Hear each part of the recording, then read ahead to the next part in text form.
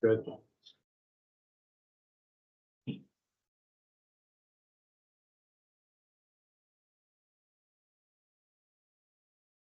everybody, I'd like to call this meeting of the Council for the Town of Petawawa to order for November 18th, 2024. Welcome to members of council, welcome staff, welcome our special guests in the audience, and welcome to Colonel Jason Guinea, the base commander of Garrison Petawawa. We'll start this meeting off with our land acknowledgement, and this evening it's being read by our Deputy Mayor, Sam. Thank you, Mr. Mayor.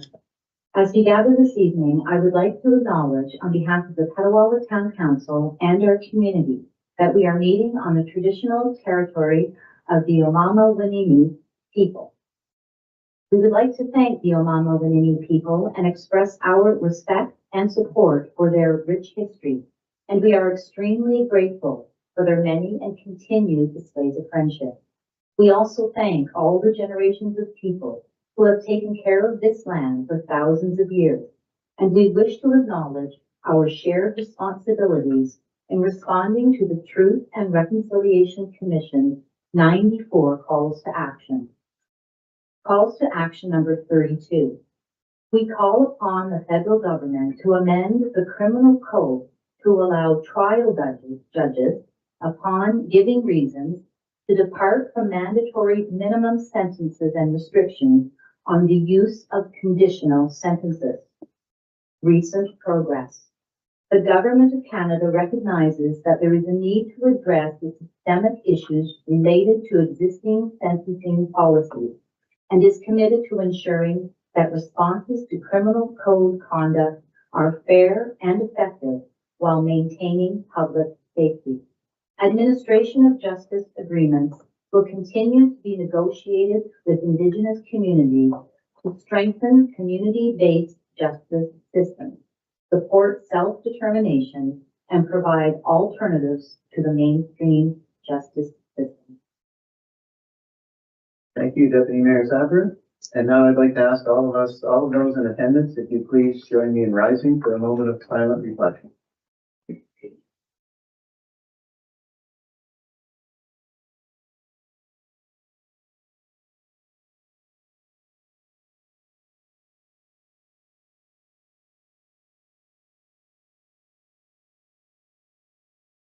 Thank you very much. Now I need a motion to approve tonight's agenda. Moved by Councillor Carmody, seconded by Councillor Roos, that the agenda for the November 18th, 2024 regular meeting of council be adopted as amended, and that's with the removal of item number 2 under staff reports.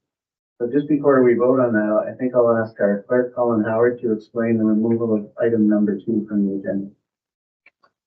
Thank you, Mayor Service. At the time of the agenda going out, staff from the Economic Development Department and the Legislative Services Department were working with the Alcohol Gaming Commission of Ontario to gather the information as to whether or not to declare a significant municipal event and the requirement of a special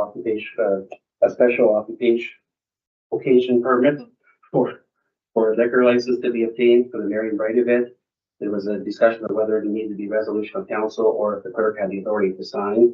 We since found out that the clerk can sign the letter without a resolution, which was basically what my report was. So therefore, I don't think we need to keep the report on the agenda. Thanks for that explanation, and apparently you have more power than you thought you did. Don't let it go to your head. Okay, I'll call for the vote. All in favor? It's carried. Is there any disclosure of any pecuniary interest in any proceedings matters? Okay, I need the approval of the minutes of the council meeting of November 4th, 2024. Moved by Deputy Mayor Sabrin, seconded by Councillor Coutu, that the minutes of the regular meeting of council held November 4th, 2024 be approved as printed and circulated. Are there any questions or comments on the minutes? Then I'll call for the vote. All in favor? It's carried. Okay, that brings us to our special presentations, and we're honored this evening to have with us Colonel Jason Guinea from Garrison Petawawa, and we've invited the Colonel here to give us an update on the ongoing activities on Garrison Petawawa. So it's great to have you here this evening, And it's great for council to find out everything that's going on up there because, as you know, Garrison is a big part of our community. And it's great for us to hear what everybody is up to on the Garrison. So the floor is yours. Thanks, Mayor Service, and good evening, councillors, residents of Petawawa here in person and online. I'm Colonel Jason Guinea, the commander of Garrison Petawawa. Regretfully, my fire team partner, Chief Warrant Officer Tom Buchanan, could not be here tonight, so you just get me. And I'd just like to open by saying thank you very much for the invite. I just realized, sort of in 2 years of being here, I know I've had the chance to interact with all the councillors on many occasions, which is always and staff, which is always a pleasure. But never actually had the honor of coming here to brief council. And I've got to say, it kind of brings home actually why we have a military, because it's fascinating and it warms my heart to see not only democracy in action but also transparency. I've had the opportunity to deploy many places in the world where this form of government doesn't exist, and meetings are held, arbitrary behind closed doors, rife with corruption. So it's great to see this in action right here at the municipal level. So thanks for the opportunity to be here, and thank you all for your service, because I know that this is a big duty that you carry.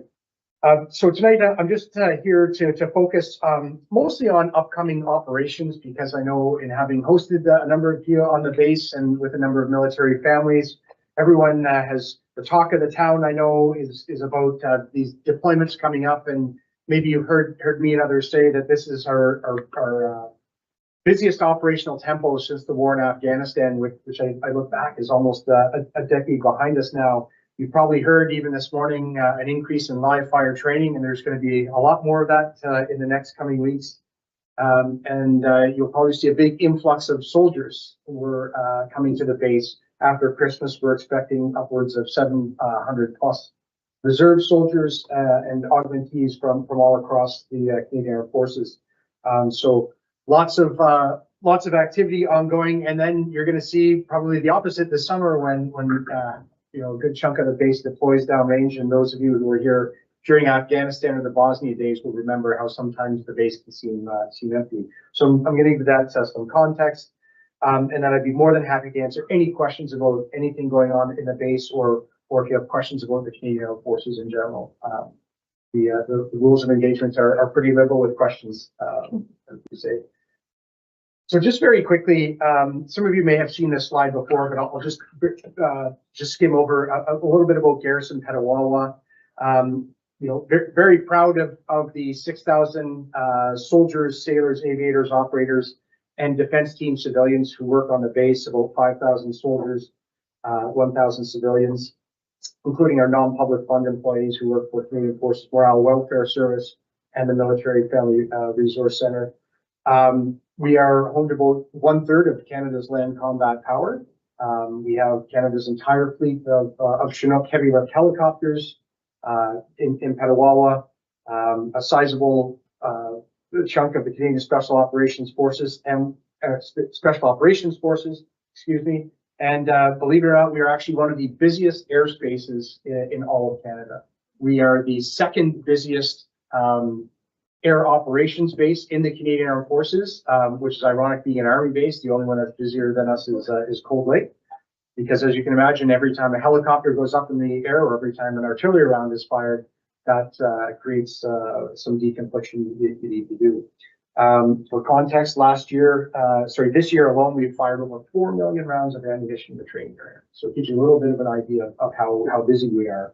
And we're only going to get busier with the Army shifting focus into operations in Latvia. You may recall we used to do a big exercise in Wainwright every year. Those exercises are now being done on home garrisons. That started last year, and so we're going to see a lot more training here in Petawawa in the years to come. I always like to talk about the economic benefits that the military does bring to the town. I'm sure Mayor Service knows probably the figure better than I do of the payments in lieu in taxes. But on top of that, though, the economic benefit, when we look at the salaries of those on the base, military and civilian, if we kind of take the average pay band, brings about $480 million in economic benefit. economic benefit to the Ottawa Valley. So that's quite significant. And that's on top of contracts and whatnot. My operating budget is around $47 million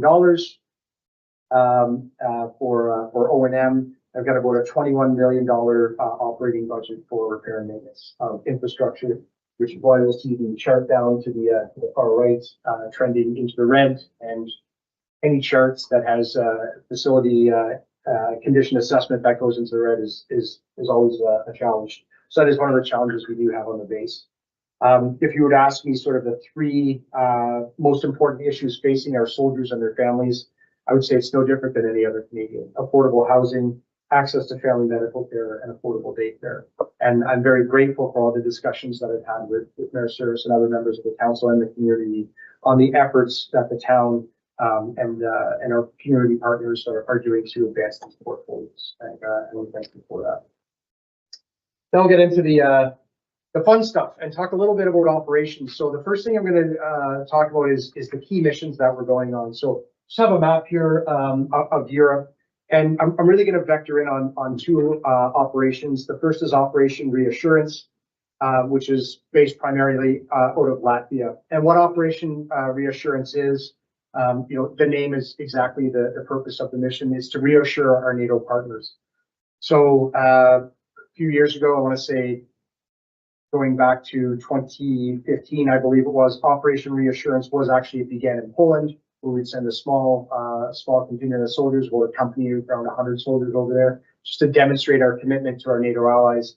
That has significantly ramped up since the war in Ukraine in 2022. And the government of Canada effectively doubled our contribution there up to approximately 2,500 soldiers, where Canada is the lead nation for a multinational brigade. So this brigade now incorporates, troops from Spain, Slovakia, Latvia, of course, and most recent, our two newest NATO allies, Sweden and Finland. It's quite a significant undertaking, doubling. That's about the same size as the contingent we had in Afghanistan a number of years ago. It is classified as a deterrence mission. That's meant it's there to deter Russia from further aggression on its eastern flank and on NATO's eastern flank. Over the past number of months, the situation there has escalated significantly. And I think if you were following the news, it escalated again over the past couple of weeks with the deployment of North Korean soldiers into the battle space, and the recent American announcement of allowing Ukraine to do long-range missile strikes. So it's a deterrence mission, and it's one that we have to take very seriously as soldiers, because it's deterrence until it's not. Although it's not a combat mission, the soldiers are in fact training for the worst case scenario. So that's Operation Reassurance. The other major operation we have ongoing in Europe, and you can see on the map, it's spread out over a number of countries, is Operation Unifier and Operation Union. Operation Unifier, something very near and dear to my heart, because I started the mission there in 2015. It's a mission focused on training the Ukrainian army. It was initially in Ukraine, but it's now dispersed into several locations since the invasion, with troops training Ukrainians in United Kingdom, Poland, and Latvia, I believe in Germany as well. And the intent of our mission over there, or what we're training them in, is basic training, engineer skills, how to operate donated equipment such as tanks and whatnot. And the reason why us and other NATO allies are doing that is to allow them to not have to worry about basic training, so they can focus on fielding their army to defend their homeland. The other mission in there is Operation Union. It's a small mission. It's a security mission that goes between Poland and Kiev. It's a force protection mission for the embassy staff there. So they do training. They're not involved in combat operations. It's more force protection. We do have a handful of troops that will be deploying on another mission called Operation Impact, which is focused mainly in the Middle East, in Jordan and Lebanon, which is a training mission to train their armies. So those are the operational areas where we'll be deployed. Little bit of military jargon here, so I'm going to try and navigate our way through it. But essentially, there's three key elements of Operation Reassurance, our largest mission. One is the national support element. That's all the logistics, all the support to the soldiers.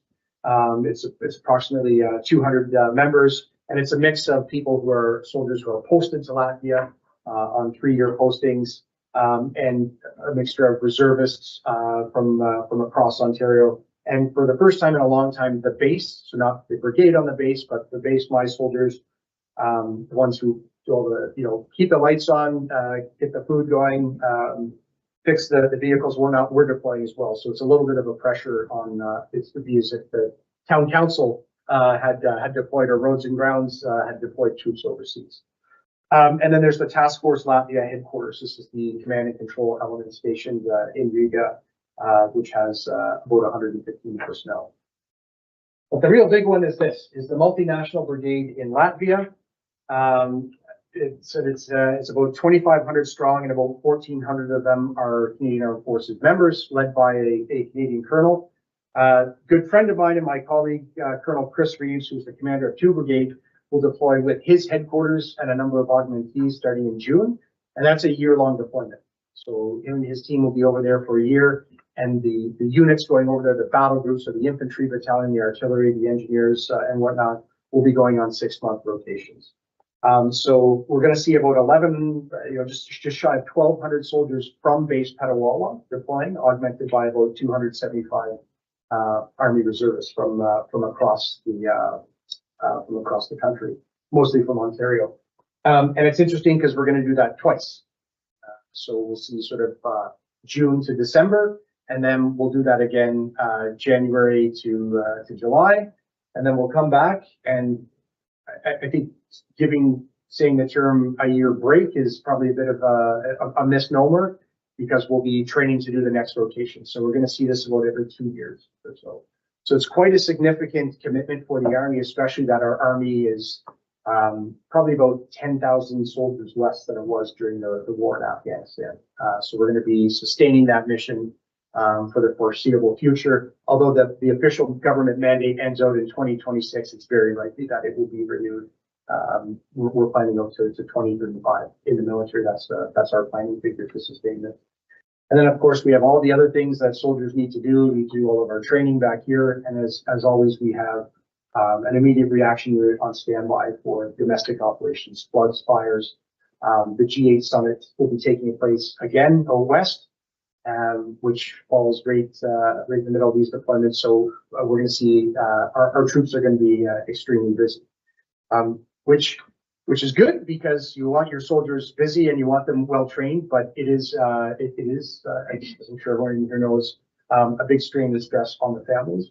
But so what we will see is that same sort of operational tempo like what we were in Afghanistan. So as the base commander right now, my main focus is making sure that not only the soldiers have the support that they need, but also that their families do as well. And I'm sure I would be remiss if I didn't talk about the economic benefit to the town post-deployment. As we saw with the Afghanistan deployments, soldiers do make good allowances. They make tax-free money while they're overseas. While the pay is not as high as Afghanistan, the sort of hardship and risk pay, it still is a significant pay increase, which is great for our soldiers. Great for the town too, I suppose, but it's certainly, these deployments help get young soldiers certainly like off their feet with young families, and helps them, buy that first home, save up for a down payment. And myself and the formation sergeant major are putting a big emphasis on financial well-being and being smart with money and stuff, especially now. That's resonated quite well with our soldiers. And as always, when it's not just our soldiers that deploy, but our soldiers that prepare for it, but we really feel like the whole town gets mobilized when the base gets mobilized. I think there's such a large military footprint in here, but we really appreciate all of the efforts that the residents, that the businesses, and that the council and that the leadership of the town does in support of those deployments. And we couldn't do this without you.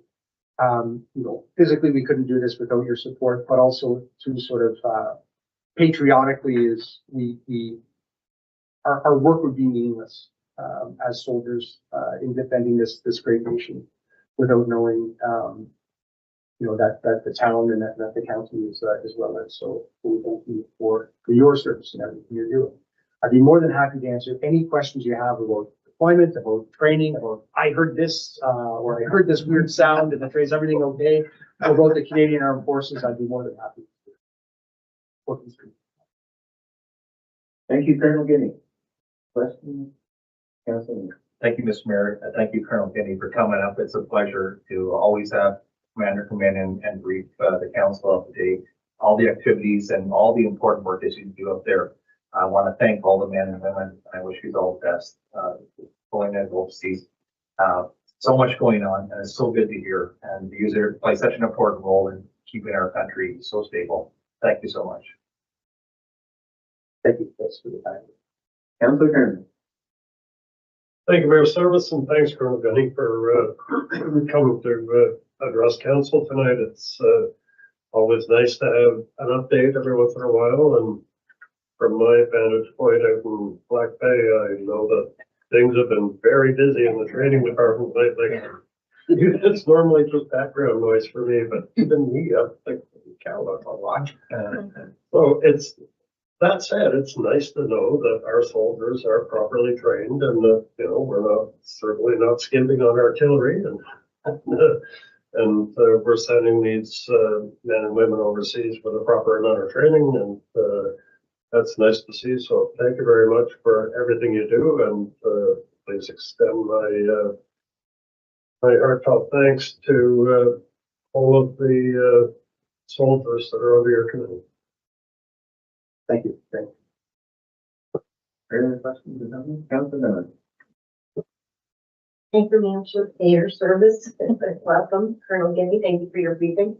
Just thinking on the 1 year deployment and the impact that'll have on families. Is there a return to home period halfway through? Will there be a leave granted to allow them to either meet elsewhere or come back to the local area? Yeah, thanks for the question.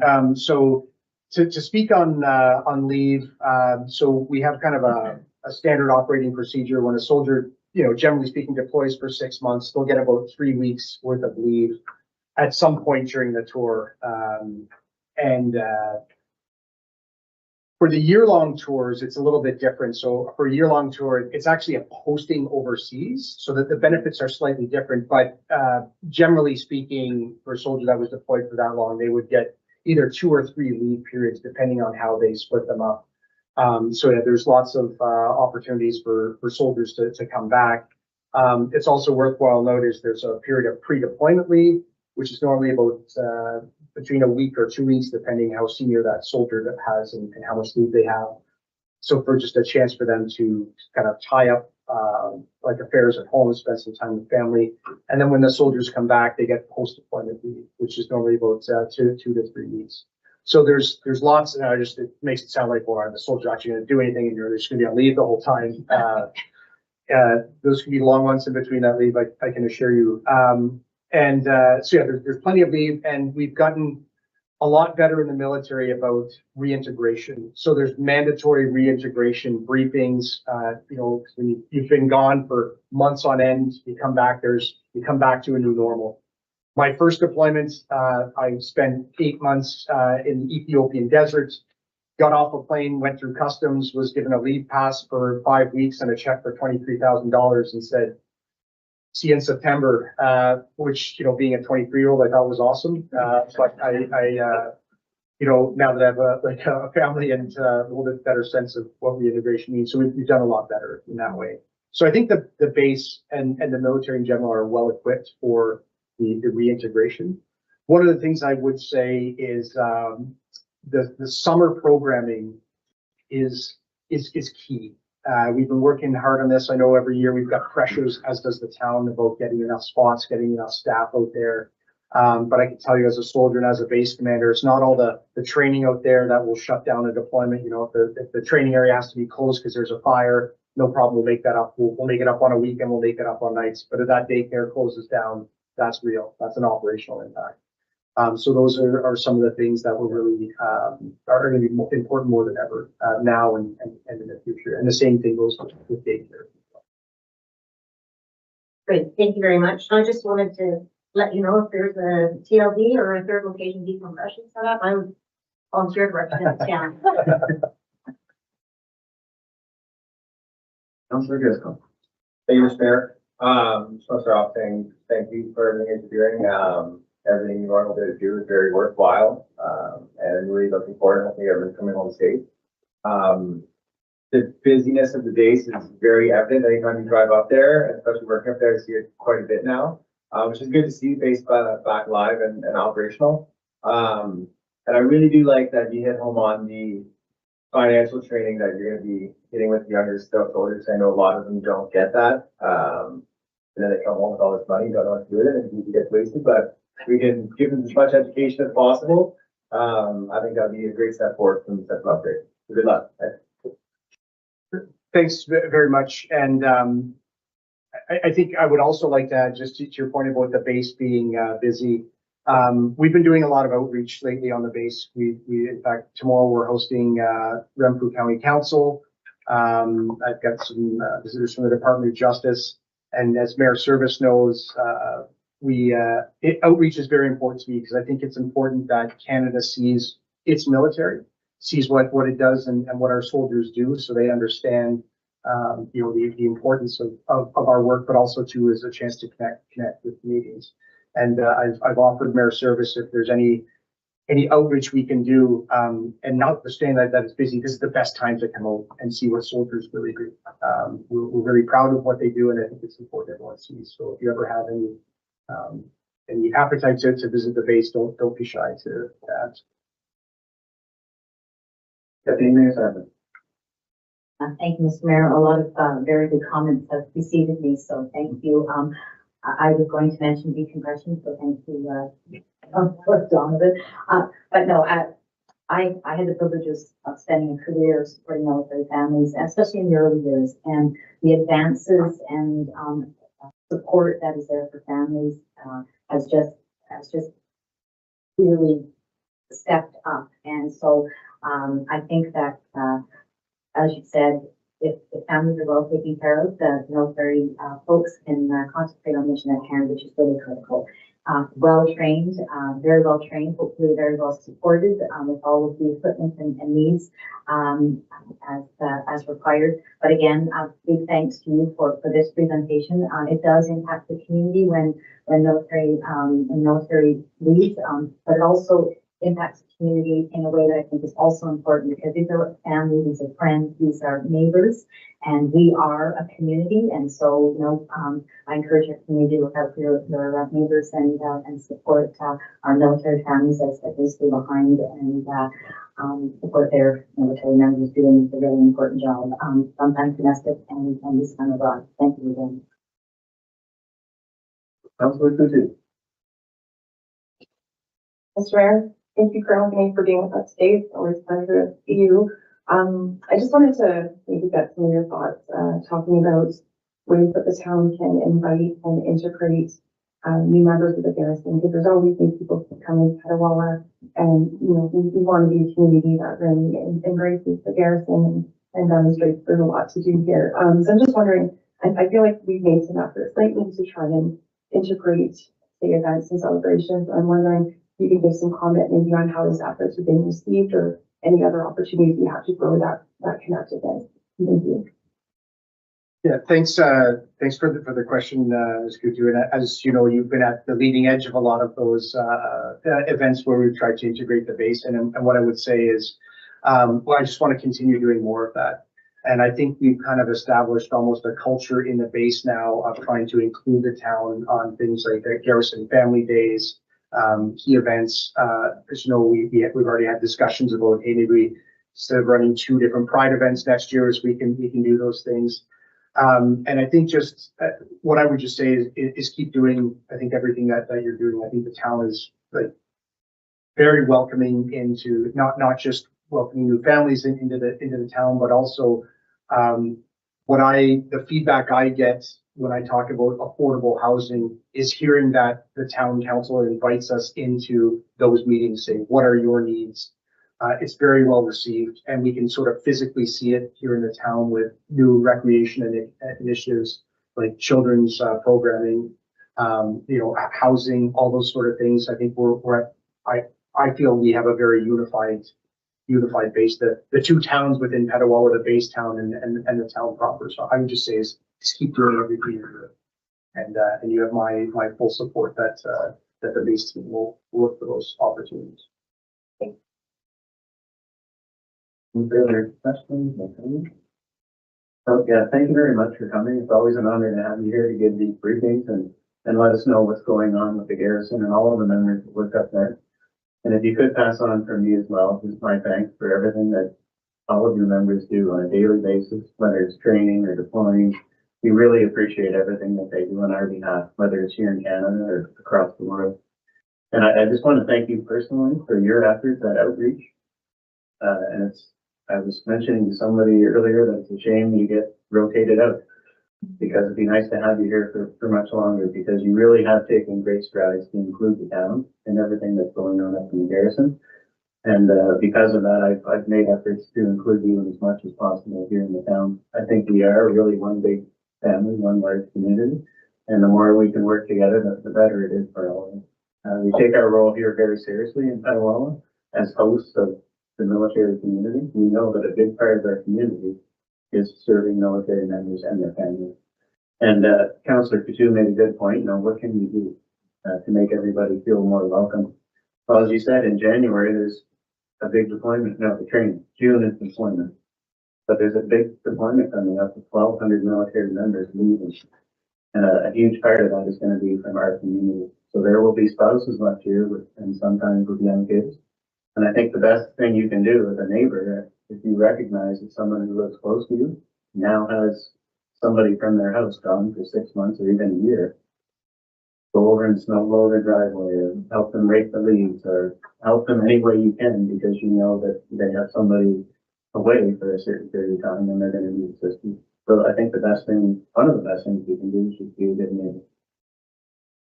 Okay, so thanks again for coming, and I know I didn't get you a piece of cake. I can get you one for the road if you wish. And you're most welcome to stay. We've got another probably good hour of nonstop excitement, but I'm sure you're pretty busy up there in the garrison, so we don't mind if you sneak out. Thanks, everyone, and looking forward to seeing you again soon. Tomorrow, in fact.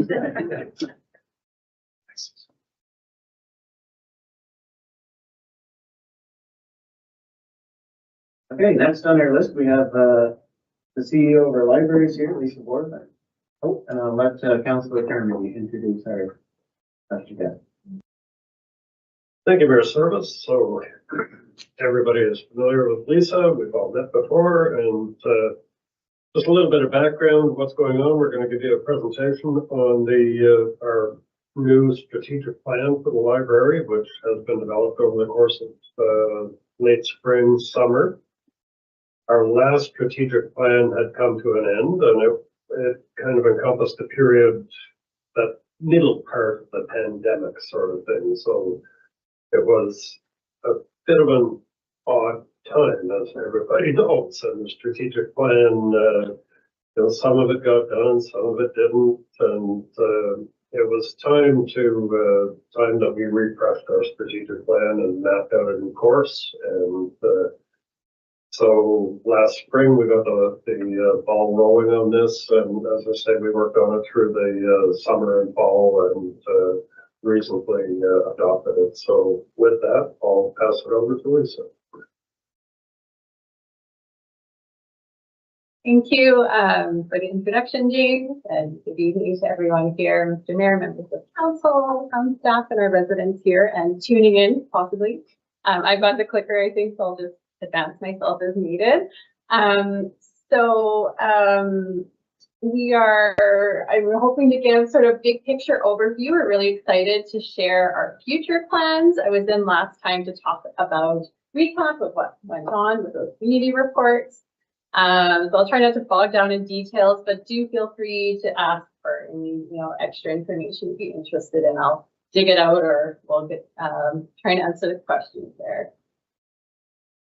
So just a note, as far as that body of work, the report itself did, just want to acknowledge and give thanks to steering committee members, myself and James from the board, and 2 members of staff participated in weekly regular meetings, sometimes bi-weekly, to keep things on track. And of course, thanks to the members of town council and staff and other stakeholders that took the time to participate, as well as the community members, over 200 who completed surveys.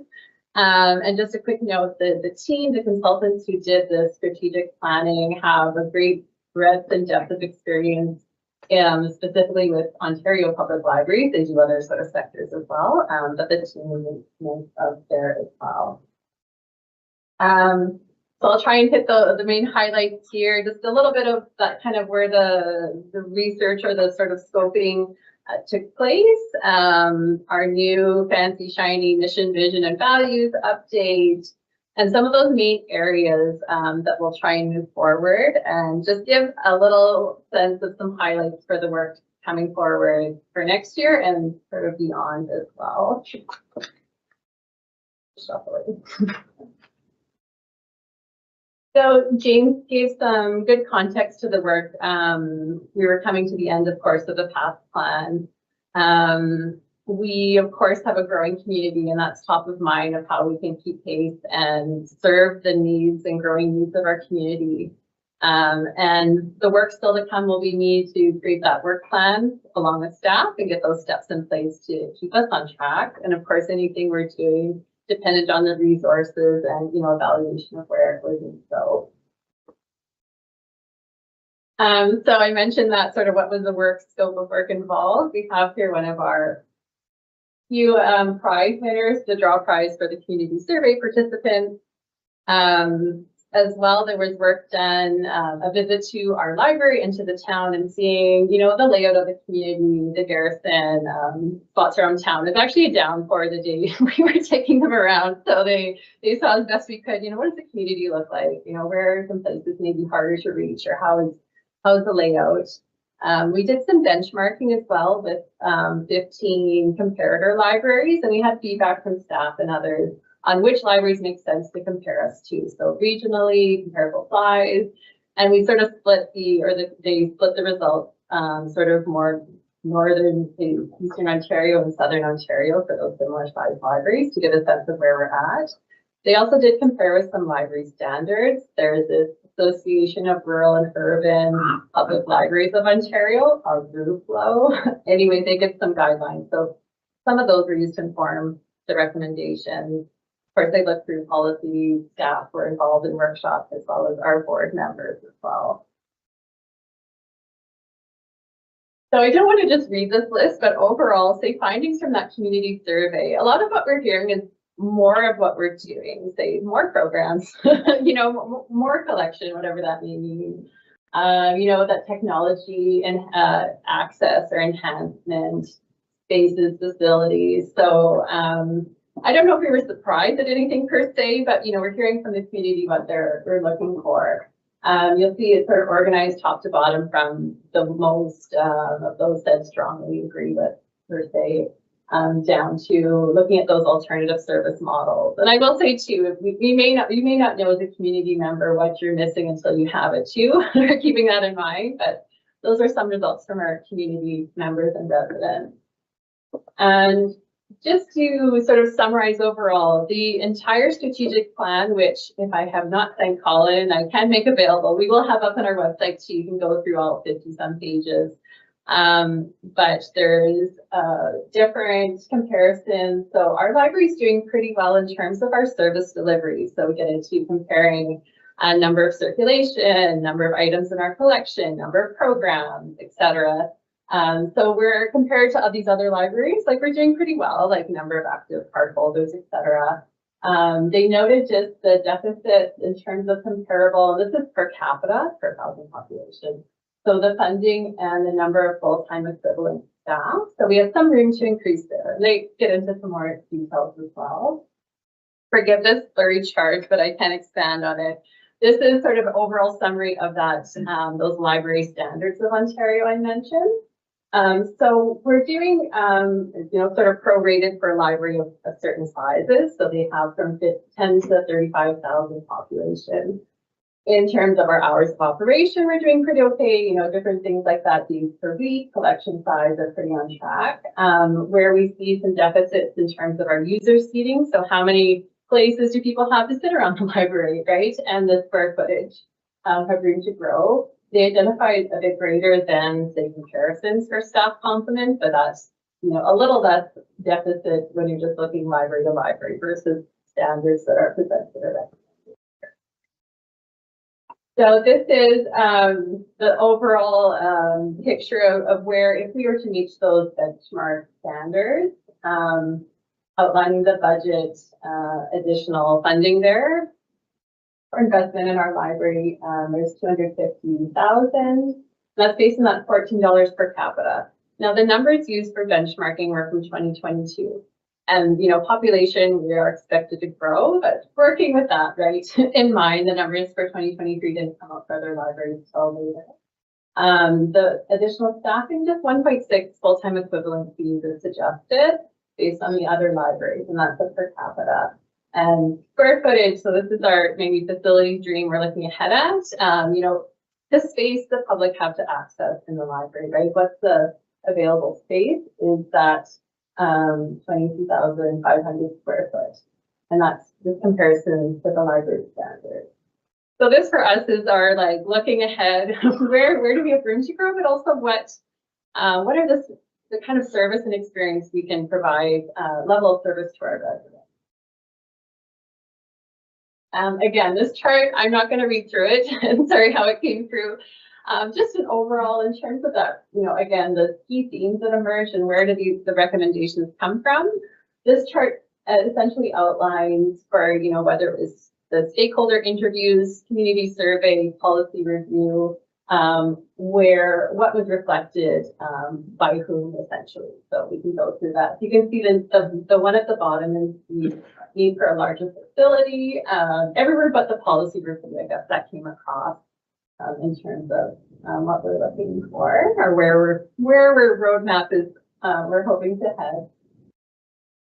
So in terms of our mission, vision, and values, again, I'll try not to read my slides, but I'm really excited to share for us. I think this is our guiding for what we do every day. And in terms of whether it's planning programs or looking at a new service or even policy development side, we go back to this and say, is this, if we're thinking of doing whatever activity, does this serve what we're doing? So we can see we've added some words from the last one. I didn't include our last one up here, but education, information, entertainment, and culture. So what we're providing, whether it is say story times, video games, snowshoe rentals, whatever, how does that fall into those areas? And updated vision, I'm not sure if it is up yet on our website. We're going to be excited to put this in. A main concept that came out of our vision is that community hub concept, and that resonated a lot for a lot of our staff and the public. We're a place where we see ourselves, people can connect. As well, that sort of connection, inspiration, and enrichment of people's lives. Tagline, our short version, we connect and inspire. And we see, as a library, we connect people to information, we connect people to resources and materials, physical books. We connect people to technology, to opportunities, providing that access. So pleased with this, how it turned out. And our values as well, we sort of updated, finessed the previous values we had, and there's definitions for all these as well. But some of the concepts we sort of revisited to refine in terms of that equity and equitable access. So making sure we find ways to provide access, whether those are struggling financially or, geographically, what have you. We want to provide equitable service. And that concept of being community-centered and caring, we shifted out this customer service that was sort of sitting there, it doesn't quite feel quite right, that sort of community-centeredness, though, is how we demonstrate our service. diversity and inclusion, very important. I'm proud to see that reflected in there as well. And we'll be working to integrate that and looking at our policies, Indigenous, inclusion and information education. We do have a policy on intellectual freedom, but highlighting it here as one of those key values. We see that as very important, as well as probably more expectedly, literacy, lifelong learning. We're a public library, it's part of the main pillars of what we do.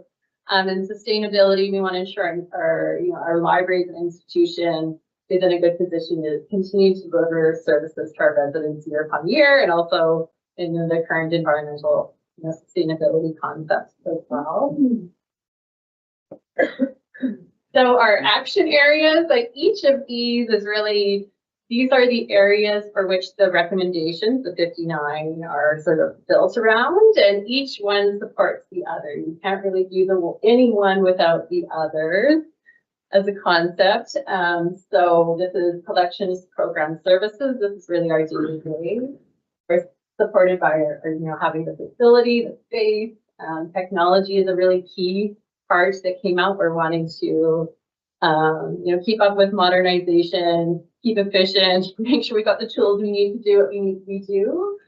And that partnerships and outreach is really important to us. We're working on building those relationships with community organizations. And I know the Garrison, we're always looking for ways to partner as well. We're looking for their conversation and reach out to their members. And awareness building, that kind of that marketing side, or just making sure people know. So we're going to work on those ways as well. And that little blue box that we put in, so they've got this sort of as a concept, each one related to the other, but really supported by that, the staffing that we need, and there's a few recommendations about our organization and structure.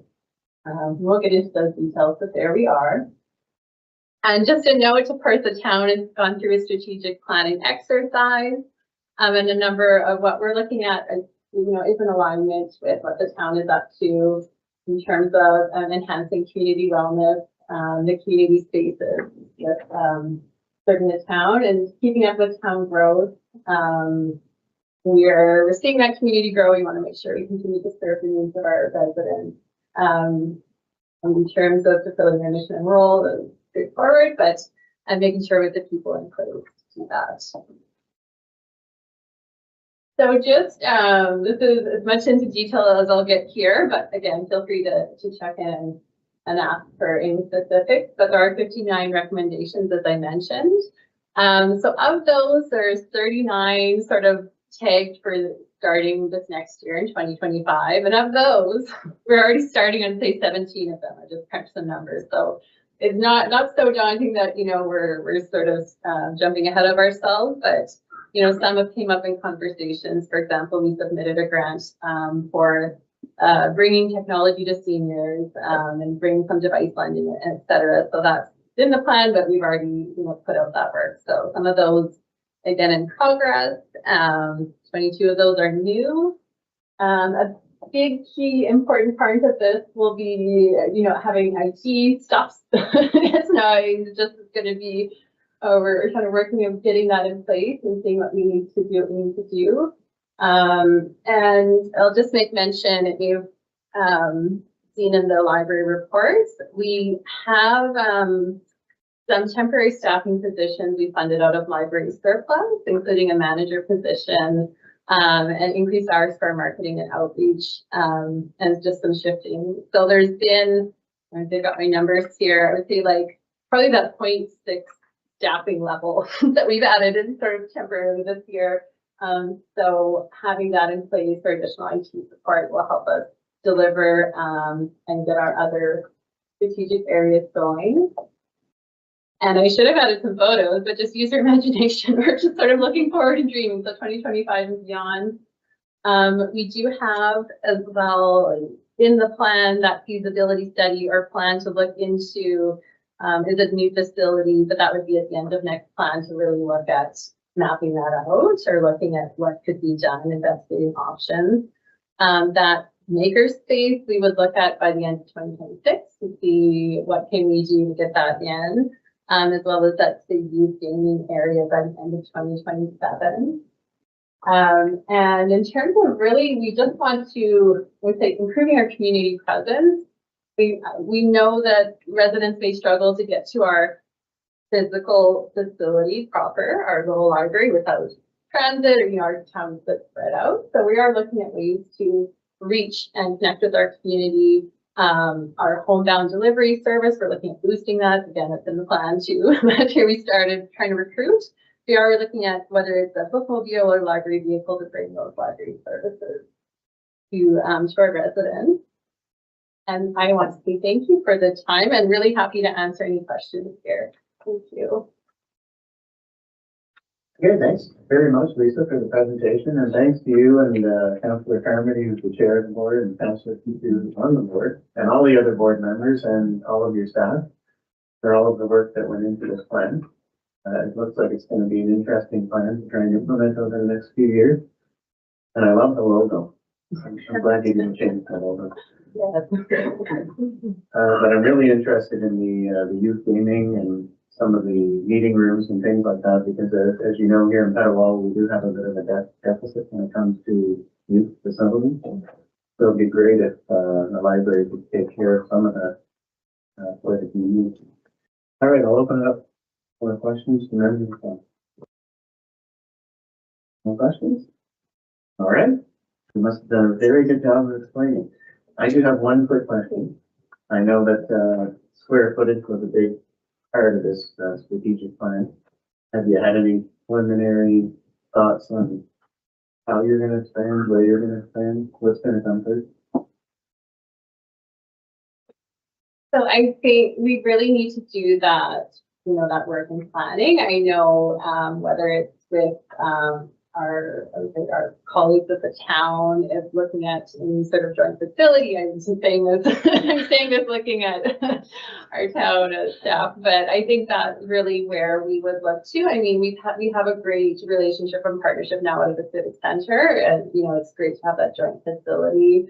We know that space is aging as well, and space is being needed for other things.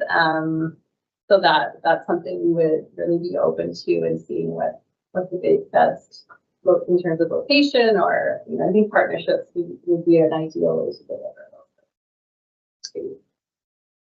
I like the way you looked at Scott when the ask for money came up. Okay, any questions or comments? Oh, Deputy Mayor Simon. Sorry, thank you.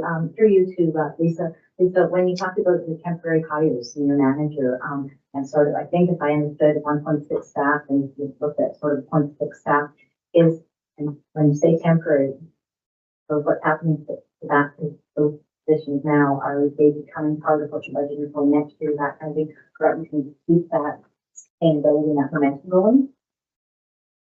That will be definitely our ask. We would really want to continue those temporary positions. It's one of the recommendations, and the new organizational structure. So it's like putting a little pressure off me, but allowing that manager to, to supervise some of the staff and take care of some of those key areas. It's been really great to delegate some of those, but letting us move ahead. And I think where we would look to add, and not necessarily next year, but I mean, some sort of that IT support. So we are looking at whether contracted or otherwise, but we're sort of needing that in-house expertise we're finding. So that might be some of those places, suggested by the end of the strategic plan to sort of fill the gaps, as it were. And of course, as we know, it's sort of moving target, population growth, et cetera, but where the sort of roadmap we're looking at. Okay. Thank you very much for joining us this evening, and I'm looking forward to seeing that plan roll out in the coming weeks. Thank you. Thanks so much. And you are also welcome to stay. And more fun next week. No problem. Okay, next we'll go to bylaws. Bylaw 1700/24, being a bylaw to authorize the execution of a winter maintenance operations agreement on boundary roads with the corporation of the township of Laurentian Valley. I need a motion for first and second reading. Moved by Councillor Root, seconded by Councillor Driscoll, that bylaw 1700/24, being a bylaw to authorize the execution of a winter maintenance operations agreement on boundary roads with the corporation of the township of Laurentian Valley, be read a first and second time. I'll call for the vote. All in favor? It's carried. Corporation of the Town of Petawawa, bylaw 1700/24, being a bylaw to authorize the execution of a winter maintenance operations agreement on boundary roads with the corporation of the township of Laurentian Valley. This constitutes first and second reading of bylaw 1724. I need a motion for third and final reading of bylaw 1700/24. Moved by Deputy Mayor Sabrin, seconded by Councillor Carmody, that bylaw 1700/24 be read a third and final time and passed. And just for the audience members who are here today, if you're wondering why we're not debating these bylaws, these were debated at an earlier meeting and we're just passing them today. It's not that we don't care. Are there any comments or questions on the bylaw? Then I'll call for the vote. All in favor? It's carried. Corporation of the Town of Petawawa, bylaw 1724, being a bylaw to authorize the execution of a winter maintenance operations agreement on boundary roads with the corporation of the township of Laurentian Valley. This constitutes third and final reading of bylaw 1724, this 18th day of November 2024. Next, we have bylaw 1701/24, being a bylaw to govern the proceedings of council meetings for the corporation of the town of Petawawa. I need a motion for first and second reading. Moved by Councillor Coutinho, second by Councillor Roots. That bylaw 1701/24, being a bylaw to govern the proceedings of the council meetings for the corporation of the town of Petawawa, be read at first and second time. I'll call for the vote. All in favor? Carried. Corporation of the Town of Petawawa, bylaw 1701/24, being a bylaw to govern the proceedings of council meetings for the corporation of the town of Petawawa. This constitutes first and second reading of bylaw 1701/24. I need a motion for the third and final reading of bylaw 1701/24. Moved by Councillor Donovan, seconded by Deputy Mayor Sabrin, that bylaw 1701/24 be read a third and final time and passed. I'll call for the vote. Oh, any questions or comments? I'll call for the vote. All in favor? It's carried. Corporation of the Town of Petawawa, bylaw 1701/24, being a bylaw to govern the proceedings of council meetings for the corporation of the town of Petawawa. This constitutes third and final reading of bylaw 1701/24, this 18th day of November 2024. Next, we have bylaw 1702/24, being a bylaw to amend bylaw 456/07 of the corporation of the town of Petawawa as amended. I need a motion for first and second reading. Moved by Councillor Carmody, seconded by Councillor Coutu, that bylaw 1702/24, being a bylaw to amend bylaw 456/07 of the corporation of the town of Petawawa as amended, be read a first and second time. I'll call for the vote. All in favor? Yep. It's carried. Corporation of the Town of Petawawa, bylaw 1702/24, being a bylaw to amend bylaw 456/07 of the corporation of the town of Petawawa as amended. This constitutes first and second reading of bylaw 1702/24. I need a motion for the third and final reading of bylaw 1702/24. Moved by Councillor Donovan, seconded by Deputy Mayor Sabrin, that bylaw 1702/24 be read a third and final time and passed. Are there any questions or comments? Deputy Mayor Sabrin. Thank you, Mr. Mayor. Kind of bring it back up. Page. Okay, so, when we originally talked about this a couple of weeks ago, I talked about the, the ARU, which was formerly known as a second grade dwelling unit. And my concerns with respect to, approving a secondary dwelling unit when there was no primary dwelling unit. As I understand, we are updating our ARU provisions and,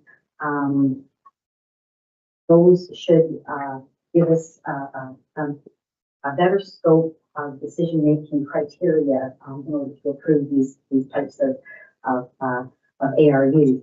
My concern is with respect to the consistency and fairness of this and the work that the staff has to do to approve these types of opportunities. I'm definitely in favor of intensification. I'm in favor of ARUs, that kind of thing. But presently, I don't feel that we've got the criteria that we can stand behind and that our staff can stand behind. I'd like to give a shout out to our planning team for all your work towards this. I think it's excellent, and I think there's been a lot of of good things. I guess my question, is that we had talked earlier during the public meeting about a site plan and development agreement. And I'm wondering if this is something that came from our policy, or if this is something that you as the planning team thought was a very good idea to put some structure in. And so I guess that's my first question, if you could sort of help me out there. So to clarify that earlier comment, in our accessory structure provision, we currently have that provision to do a site plan and for development agreement. It is not in the second dwelling unit provision today. And it is something that we can look at as part of our additional residential unit update. But that, just to clarify, today it's in there for, allows you to build your garage so you have somewhere to store materials while you're building your house, but it isn't currently in there. Thank you for that clarification.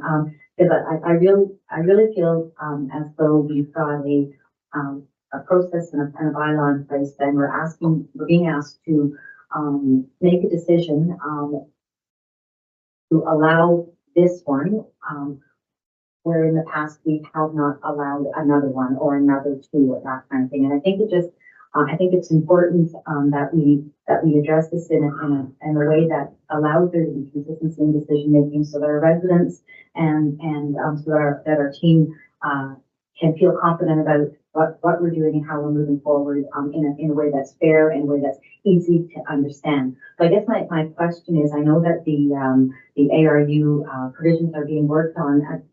Could you tell me if this is something that we're planning on bringing back in the near future? If not, allowing the ARU portion will cause any great detriment at this stage to the barn and things like that, just sort of how those pieces are fitting together, so that I can feel good about what I'm going to propose, I think, next. So as far as an update on the ARU provisions, we're close to having a draft bylaw for council, so you should see that in January. And as far as detriment, the barn is permitted with no work towards the ARU. So the building permit was issued for the barn, but not for the ARU portion. So the barn is proceeding itself.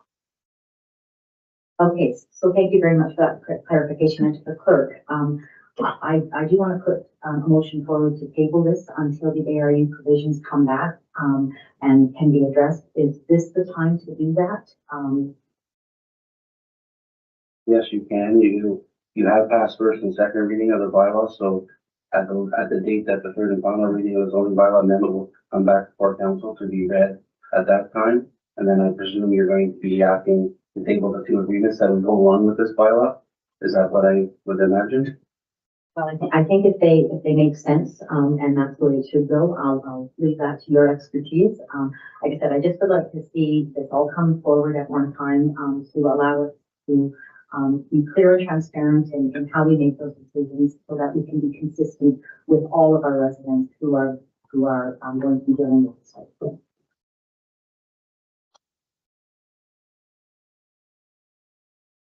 Okay, if I could just ask a question for clarification. If this motion goes forward and does get passed through the council, what does this mean in terms of timeline for this to get looked at again and come back before council? Just in terms of your staff and the work that needs to be done, where would we go from here? So we would continue with our ARU provisions review. We know it's a priority, bring it to you in January. The zoning is a condition of severance for 3 severances. However, the severance was just granted in July. They have 2 years to meet the severance conditions. So that is not at risk. It would just, any time taken before these bylaws are passed would prevent the county from finalizing those severances.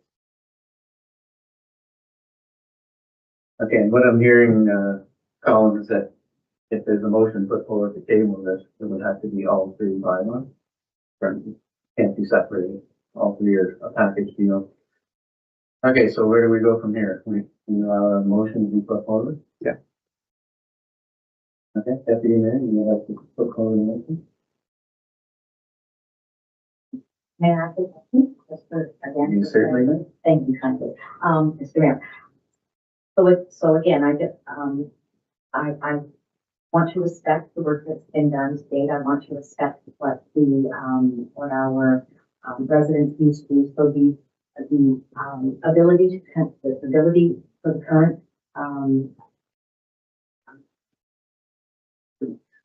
to construct the horse barn. So that is not at risk, at all.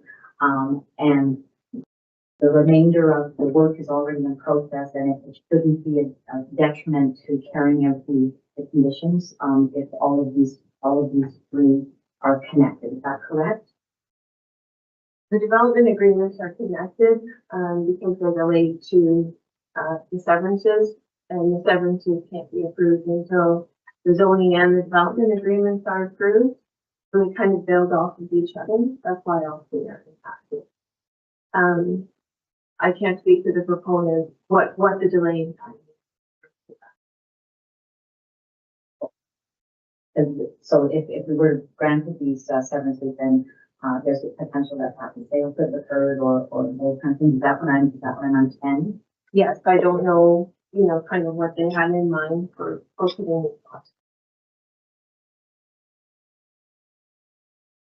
on. I'll let you gather your thoughts because I have a question. So you gather your thoughts. So just in terms of clarity for these three different bylaws here, if this motion to table these three goes forward, what is going to be delayed? So what I'm hearing is even if we table these three, they can still build the horse barn. But if these three are tabled, can those lots get severed and begin to get developed? The two extra lots that have asked for access to Murphy Road. Does this delay the severance of those and the access to Murphy Road and the development of those two lots?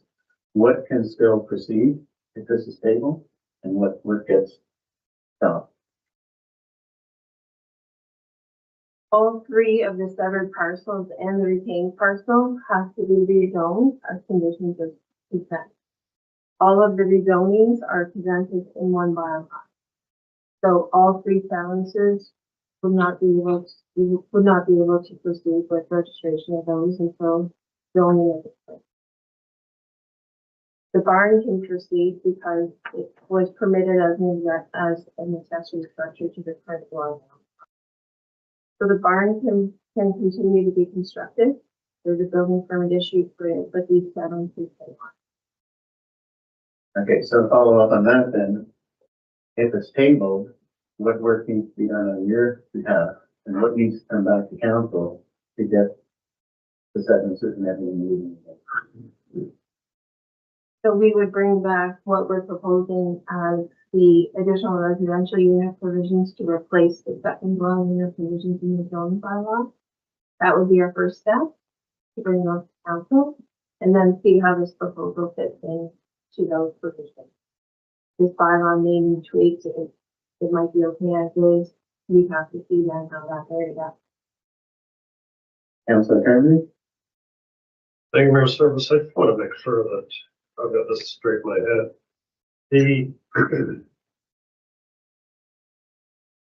So everything that's proposed to go ahead here, we're not breaking our own bylaws by doing any of this. We're just saying the issue is the deputy mayor has, is that it seems like there's a certain amount of subjectivity that's involved in it, where one person who's proposing something like this may be given the green light, whereas another may not be. It's all dependent on the development agreement. The development agreement is what makes it legit, so to speak. And so this is just an issue of fairness.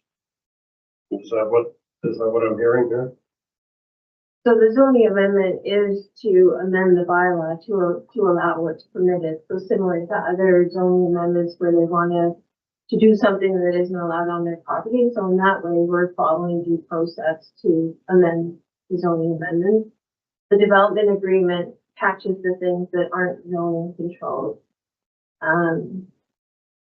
So in that respect, they're not breaking any of our processes, but what I'm hearing from Deputy Mayor Sovereign is what are the criteria to allow us to amend these additional residential units. So right now this is the case before us, and the next case before us. What I'm hearing, the concern is what are the criteria against which we waive this requirement.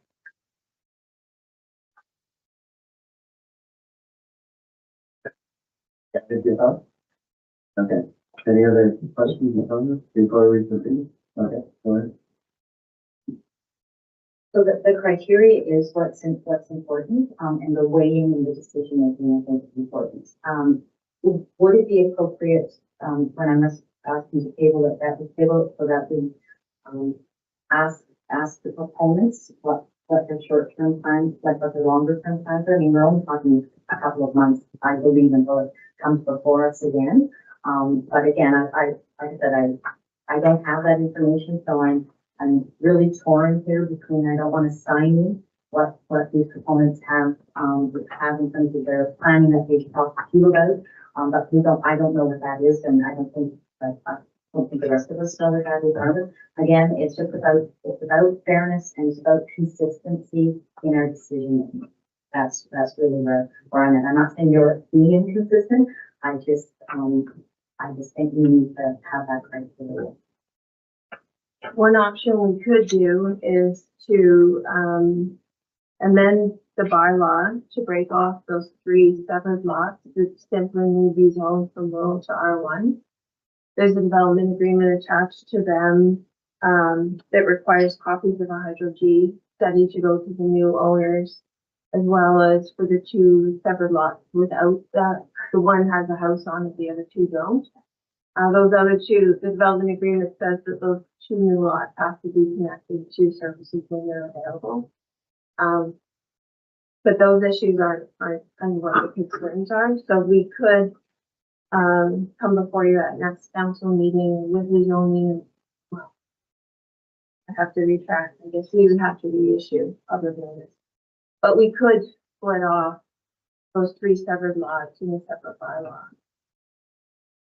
Give public notice again of another public meeting. Come back before council with just a bylaw for those 3 separate lots. It would also be in the new year now when you look at notice provisions. Okay. So what I like about what you've done, what I really like about what you've done is the site plan and the development agreement. If we could at least ensure, and I suspect that you will do that anyway, ensure that is go forward at consistency until we get the ARV provisions and that kind of thing, so that we have some checks and balances in place. Because at the end of the day, 2 years comes down the road, and we have had courts where people have not complied, and then we've got to take them to court, and that's a whole bunch of other things. I recognize these are legal documents, and that's a whole other thing. So I just want to see us get caught in a situation like that either, because that is never a good place to be, and I would rather it be clear at the onset. So I don't want to go back through another. So I appreciate that, but I think we'll be in the same end when we're still talking about the new year. So I think you've heard what I've had to say, what my concerns are. I'm sure you will take those under consideration through the ARU, and you will see accordingly on a go-forward basis. So I'll take the table back and go accordingly. Thank you very much for all of that information. Okay, so what I'm hearing is a higher level of comfort to move forward here.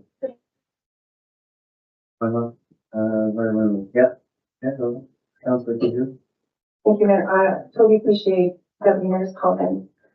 Just in terms of what we can be guided by, it'll always be our planning documents, and all these exceptions will always be sort of a site-specific evaluation of what's happening. So I appreciate the more concrete considerations, but I think for us, we all have in our minds what we're required to think about when we make this decision. So I do feel comfortable deciding on it today, but I totally appreciate the request for clarity. Okay, thanks everyone for all your comments. That was a good discussion. It's always important when we're approving things like this to get it right. So I think I'm at the point where did I get a motion for third and final reading? Yep. Okay, so I'll call for the vote. All in favor? It's carried.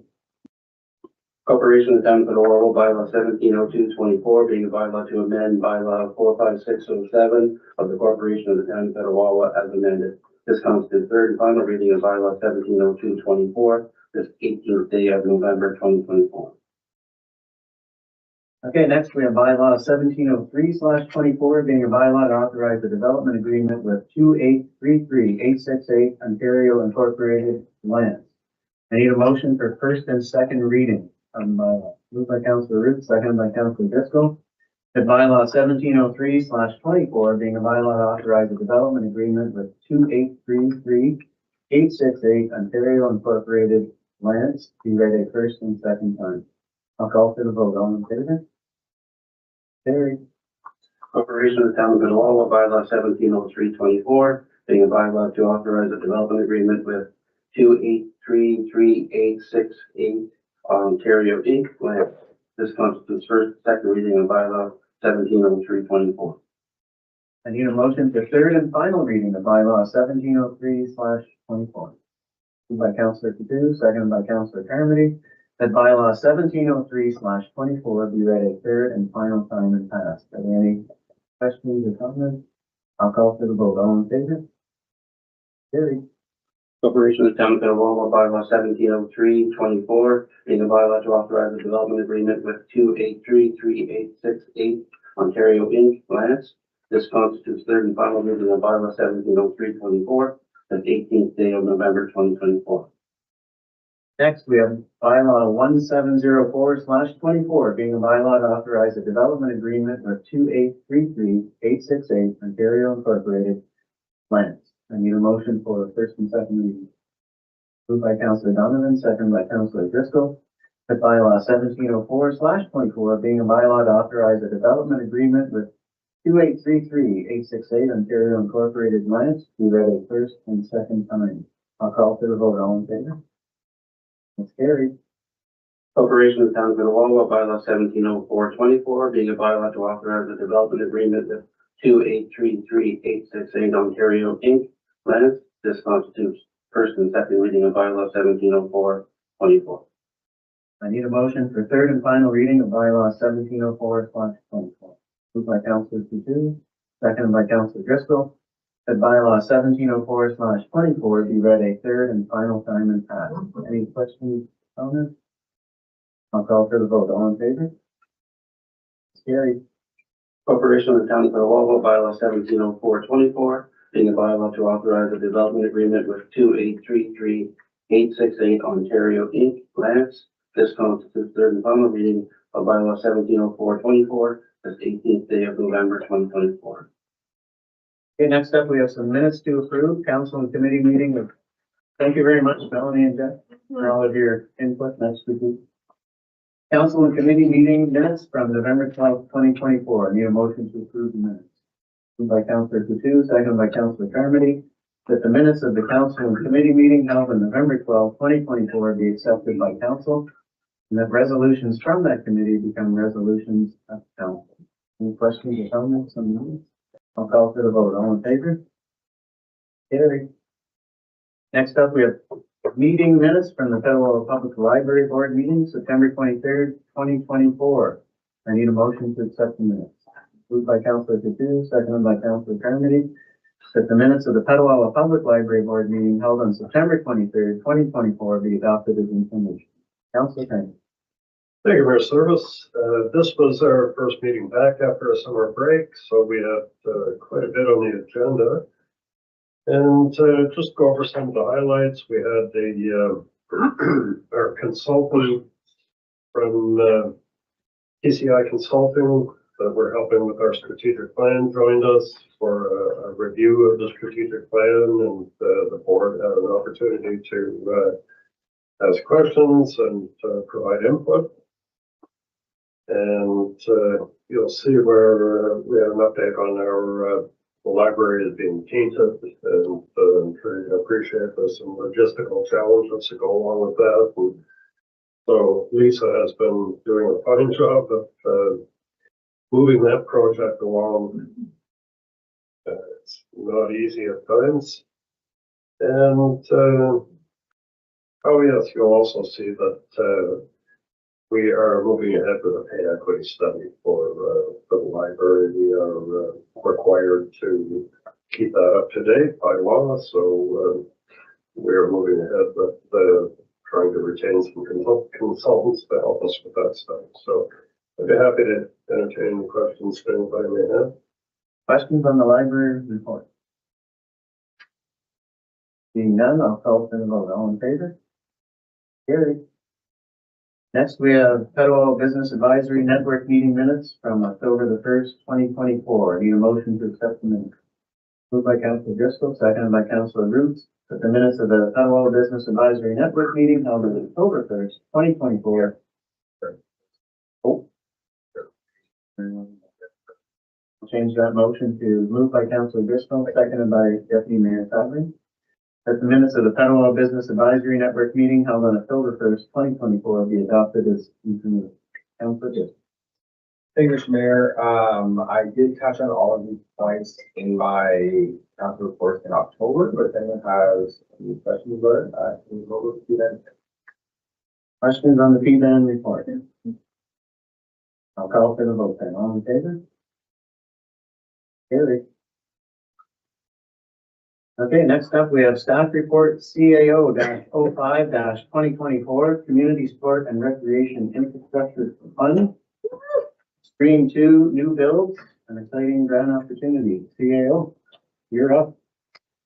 Yes, thank you, Your Worship. And I'll start off by explaining this sort of fell through the cracks with the restructuring that we went through a couple months ago.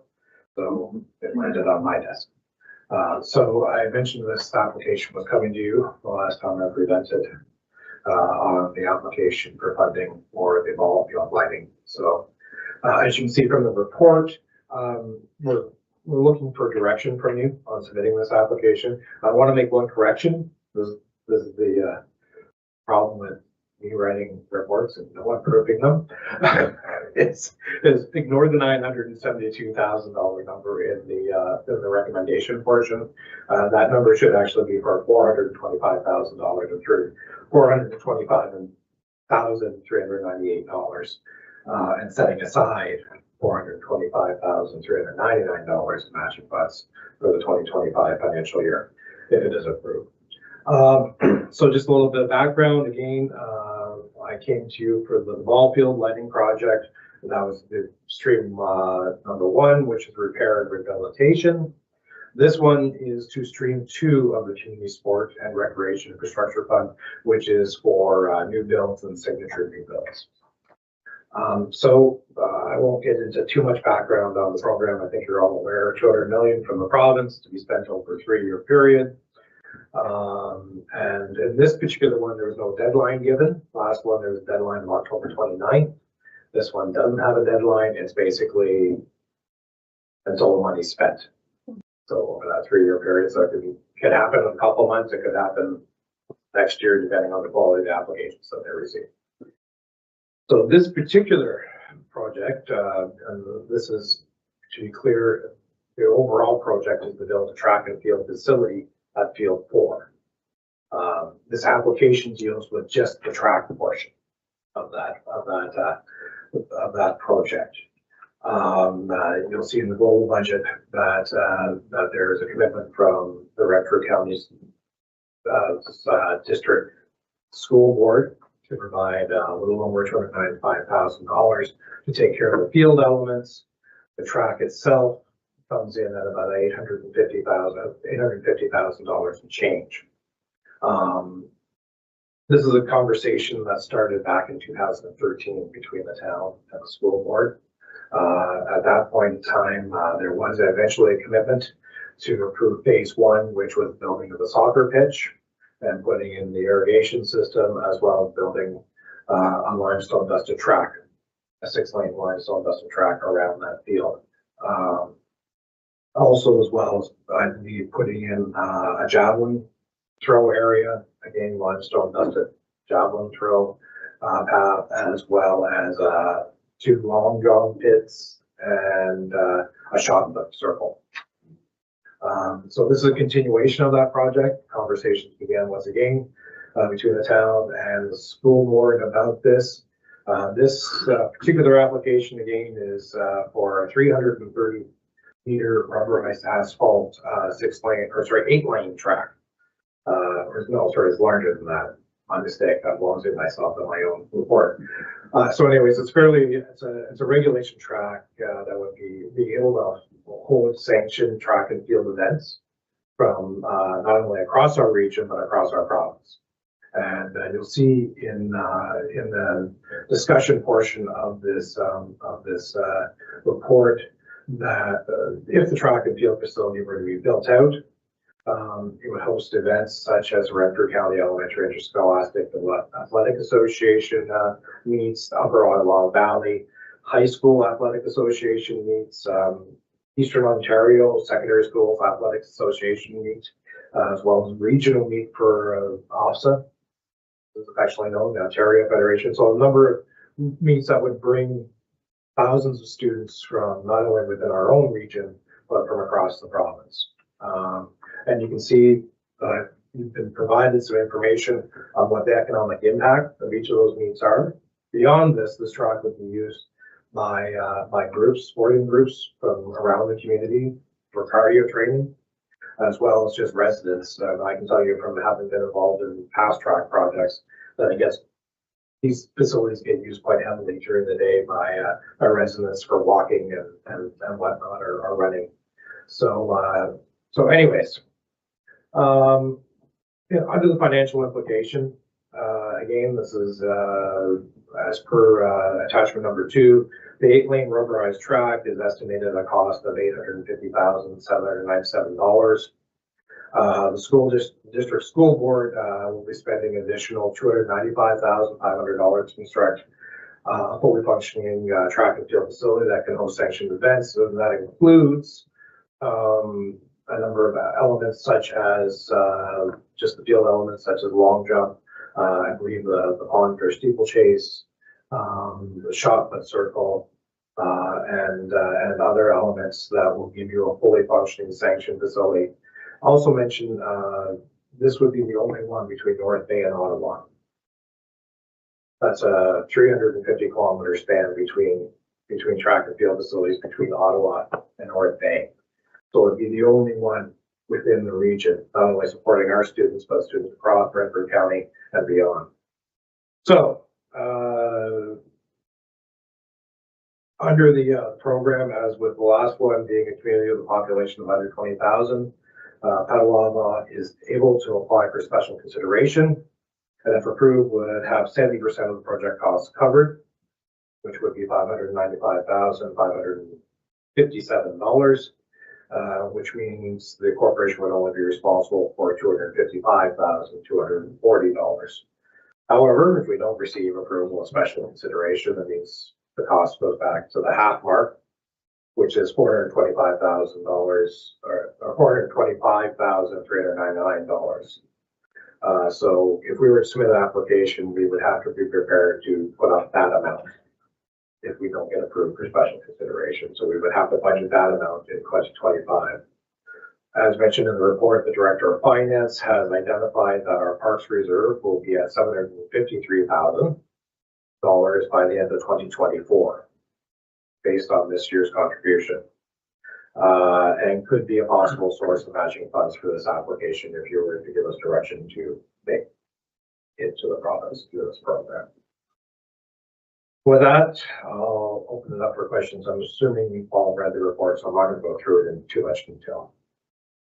Thank you, CAO. And I'll just fill in a couple of gaps there before I turn it over to questions. So in terms of saying it would be the only track and field facility between Ottawa and North Bay. There is a track at Fellows. It's a 6-lane track, which is not enough lanes to host a meet. There is an 8-lake track at Bishop Smith, but they don't have a pole vault facility, and the free throwing areas, javelin, discus, and shot put are not up to provincial standards, so they couldn't hold a sanction either. So in terms of EASA, East Regions OSA, all of the high school students in Renfrew County have to drive either to Brockville, Kingston, or Ottawa to hold these meets, which costs thousands and thousands of dollars in transportation and brings our money to other communities in terms of hotels, restaurants, instead of making Brockville, Kingston, and all those other towns come here once in a while and spend their money in our community. The reason that the school board made an offer to contribute to this, and you don't often get free money from other places, so it's an exciting opportunity to have somebody else give you money. The reason we have to separate it the way that it is we consulted with Carmen Gould, who most of you know. She's kind of our local grants expert, and she consulted with the minister and said that because school board funds are involved, we couldn't put town money, grant money, and the school board money together because it would be stacking provincial money. So if we hope to make an application for this grant, the school board funds can't go towards the track itself. It would have, that's why the school board money is going to the shot put, long jump, high jump, the other areas outside of the 400-meter 8-lane track itself. She said if we submitted the grant with the school board funds involved in the grant, it would be denied immediately. So she's the one that recommended if you're going to put this grant in, do it this way so that there's no stacking of provincial money involved. She also, in all the conversations that we've had with her, said this is a very exciting grant opportunity, and she says it's something that has a very good chance of being done. Now, whether it will or not, we don't know.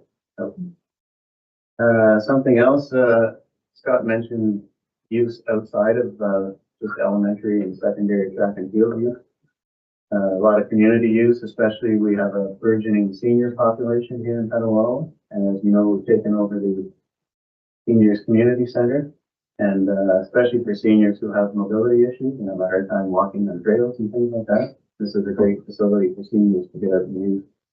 And as you know, we're also in negotiations with the garrison in terms of reciprocal agreements with our recreation facilities. And I could see the garrison making use of this for their PT training in the morning.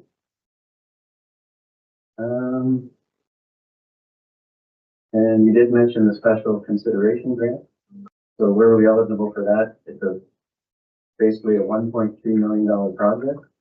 The town would get for $255,000 if we're successful.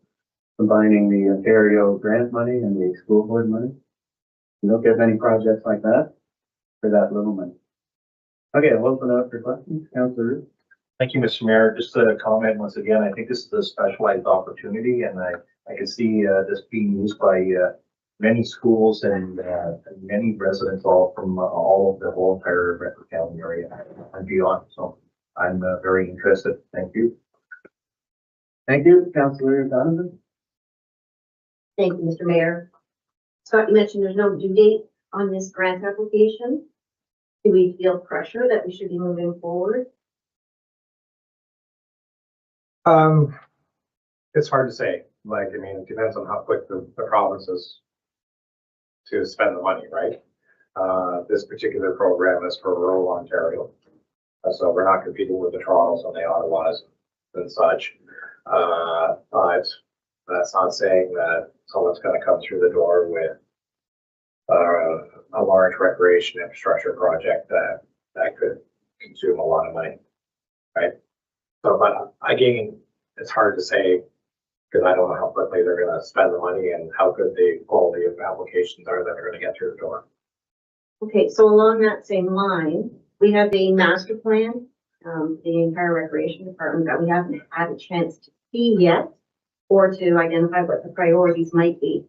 I think looking at that park reserve, I'm just concerned that we would be investing money, and I get it's a great opportunity, $27, can't beat that. But without that information, I think we're at a bit of a loss. Yeah. Yeah, if I may, so direct master plan is coming. We just set it back for more revisions. And I will say that the capital projects that are listed in there, track is in there, as is an aquatic center and indoor turf. Possibly a second sheet of ice, those types of things are referred to. So it's listed in there. Out of the projects, the larger ones, the consultants, I don't want to, give any spoilers, are asking or suggesting that we do further feasibility work. So if we were to build an aquatic center for, just, if we were to go down that route, we're looking for an aquatic center, they're saying you got to do some more studies, which is typical of consultants, not that great consultants, but usually there's a tag in there that you're going to need to look at more detail. Out of all those projects, this is the only one that's really shovel ready because the work's been done to do the quotes and so on and so forth. And that work's been done over the last couple of years. So the others do need a lot more work. I will say at least even on the design stage. So there's that. Again, you're right. I don't expect to see a recreation master plan until sometime in the new year, the way it's going. So that's been delayed and it's unfortunate, but it's a massive piece of documentation. And yeah, I would expect probably in the new year we'd be presenting it to you. Thanks. And just along the lines of there not being a deadline, so in conversations we had with Chairman Wolf, he said the province, based on the number of the applications they're getting and the processing of these applications, he said somebody could go to the media tomorrow and say, look, there's no warning that they're not going to say it's closing in a month. They'll just make an announcement, it's closed. So in terms of, is there a deadline or a timeline, that the quicker you get it in, the better the chance you have of even having their application considered. Councillor Kern. Thank you, Mayor Service. I share Councillor Donovan's concerns. This is a budget item, and we're being asked to consider a budget item in isolation of other pressures on that Parks Reserve. I would like a little bit of context now. I'm fully in favor of going after 50-cent dollars or 25-cent dollars, absolutely. And there's two sides to this. Like, that is a wonderful thing. Anytime you can get 50-cent dollars, but what Councillor Donovan brings up is absolutely correct. I would like some, level of comfort that if we commit 425 from that reserve to this project, that we're not shortchanging some other part of what that reserve might be intended for. And while we're on that topic, what if the whole thing fails and the 425 just goes back into the Parks Reserve? Mm-hmm. Right? Presumably. Okay. Yeah. That one was spelled out in the report, but yeah, and you've gone part of the way to give me some level of comfort, but it's not a full-on budgeting discussion type thing. Your worship. Oh, go ahead, CA. Yeah, not. Just let me be clear. I'm looking for direction here. I have not provided you with any recommendation.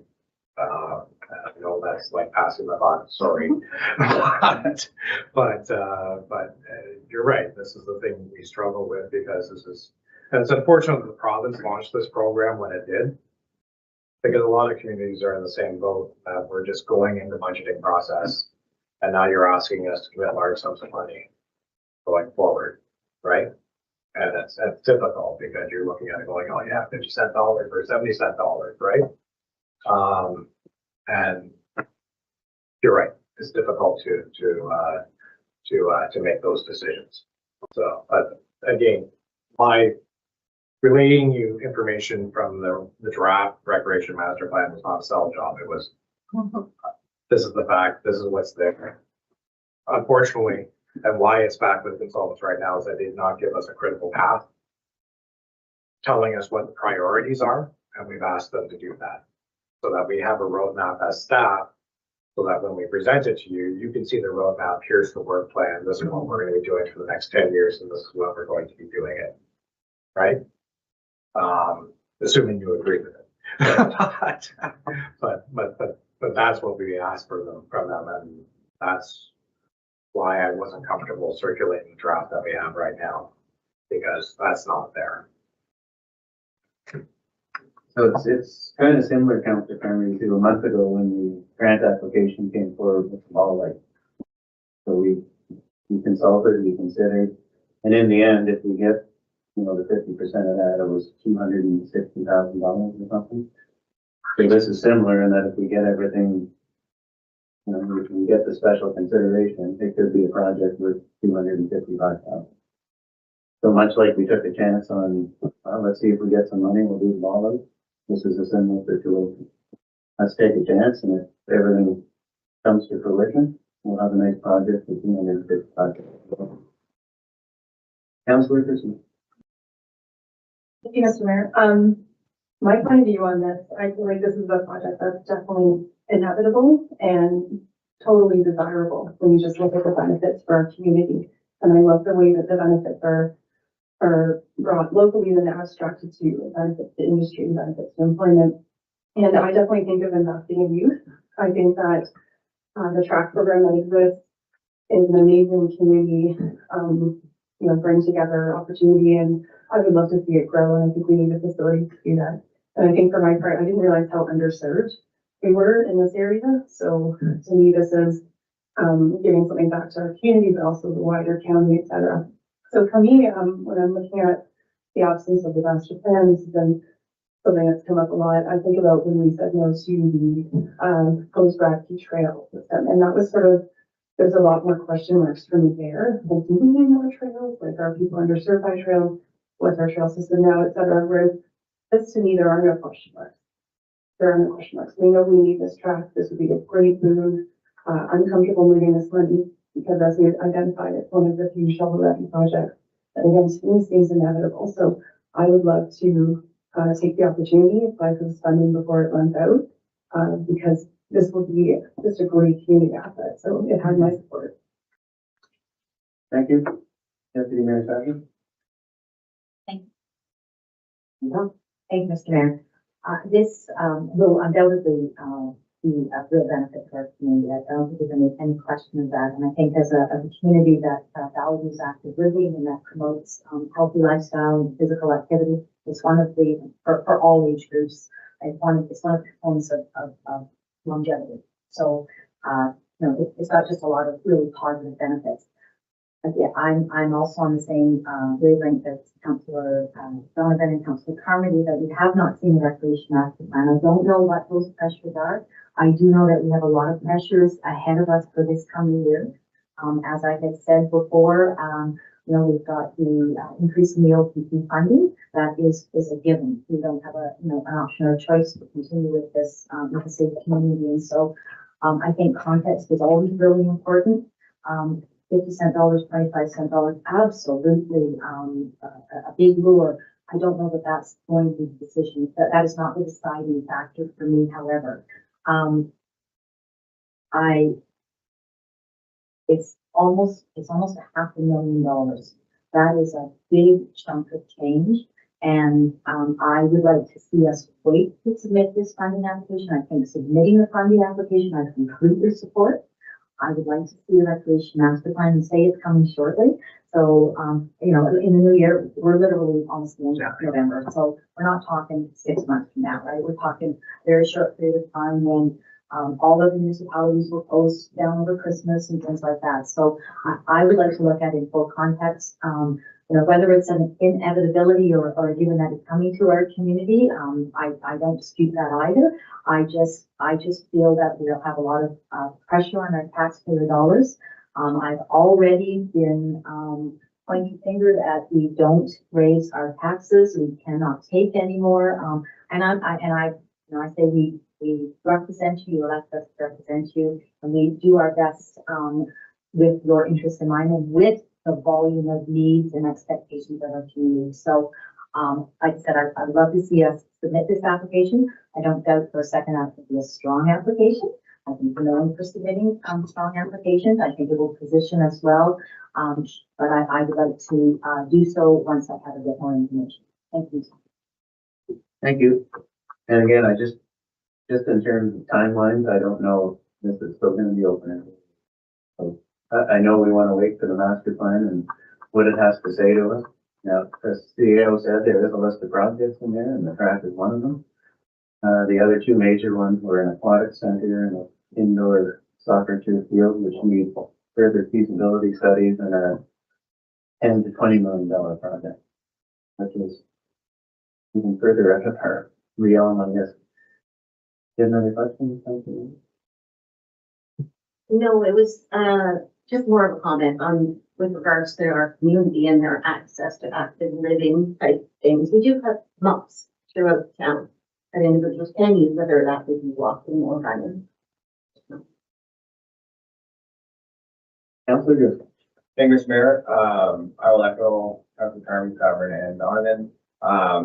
This would put us at about $690,000 of budget expense before we even talk about a budget or some community recreation master plan to include lighting. Which I would not spend my own money that way. I would not spend money before I create a budget. So I don't think that we should be we're doing our budget meeting in less than a month. So I would be more than willing to move this forward and vote yes in the first council meeting back after the budget. I don't need to see the recreation master plan. I would like to see it in our budget. What we are expecting, where we're looking at an increase before we start making large budget items like this. Because this is a large budget item. So I will be voting no right now, but I will be a yes in hopefully a month's time. Thanks. So in terms of all the budget questions, you said the funding is available and it's available in a reserve account. So in terms of pressures on the budget, is there funding earmarked for another major project within the community service department at the present time? Just to be clear, one correction, I know it's a culture change, but there's no longer a community services department, it's recreation and culture. This project would be administered by and managed by the Public Works Department because their property resides under Public Works now. So in regards to budget, okay, so the suggestion in the financial implications is to use reserves. So reserves, technically are taxation, but we're not talking about increasing taxes to pay for this particular project. We're talking about using our savings to pay for it. The question is whether or not you want to use the savings that have been made in the recreation reserve to support this project if it were to be approved. As for both projects being approved, I'm just going to go by past experience in the last few months where we got money from the province in the first phase of the Housing Enabling Water and Sewer Fund. And we turned around and said, oh, round 2 is opening, let's go. But the shovel ready project ready to go and found out we weren't eligible because we were awarded money in phase 1. So I suspect that the province would look at it and say, no, you're not getting 2 projects, you're going to get 1. So the question is, which one would they approve? But again, it's coming out of reserves, so it's what we've saved and we put away to pay for capital works. Was this project thought of when that money was put away? This reserve has been building for a number of years now. It wasn't done in just the last 2 years that I've been here. So at the moment, I can't say that we've earmarked anything for this particular reserve. Our capital budget is just still in the process of being put together. And we're just having a discussion, hopefully on Wednesday, about our asset management planning. And that new asset management plan will set the direction of where we need to spend our dollars in regards to maintenance, repair, and replacement as well. So, which could possibly draw on reserves, or we look forward to taxation or raising it through other means. Councillor Kern. Thank you, Mayor Service. This is a hard one because of the potential for so much free money. The potential to see it slip through our fingers. And I'm just kind of trying to think of a halfway point, something that might, calm some of our fears associated with this process that we see, the cycle that we seem to have gotten into of budgeting based on things that are time sensitive and need to be done right away, and we need decisions now because we're going to spend some budget money. And that's not the way we typically operate. But I would be comfortable supporting this 2 weeks from now, like table this, bring it back 2 weeks from now, and next week at committee, not a big report, just a small report on what's going on with that parks reserve. Maybe some of our other potential capital projects that might be looking to use some of that parks. Like there might be some, I know the pickleball community, for example, will be up in arms if they don't get some kind of recognition in this budget. Now, I'm sure that 753 could be used to, appease them a bit, or to give them something. So that would be my suggestion. And 2 weeks is probably not going to jeopardize our chance at, at that window closing, I don't think. Yale? Yeah, I appreciate where you're going with this. I would suggest that in 2 weeks' time, we can't say for sure what we're going to use that reserve for. We're doing budget workshops in December. Capital is on the 20th. I'm just looking here, sorry. Super committee is on December the 9th. We have another council committee meeting on December 9th. Sorry, I'm thinking out loud here. We could possibly come back to you on December 9th with a clearer indication.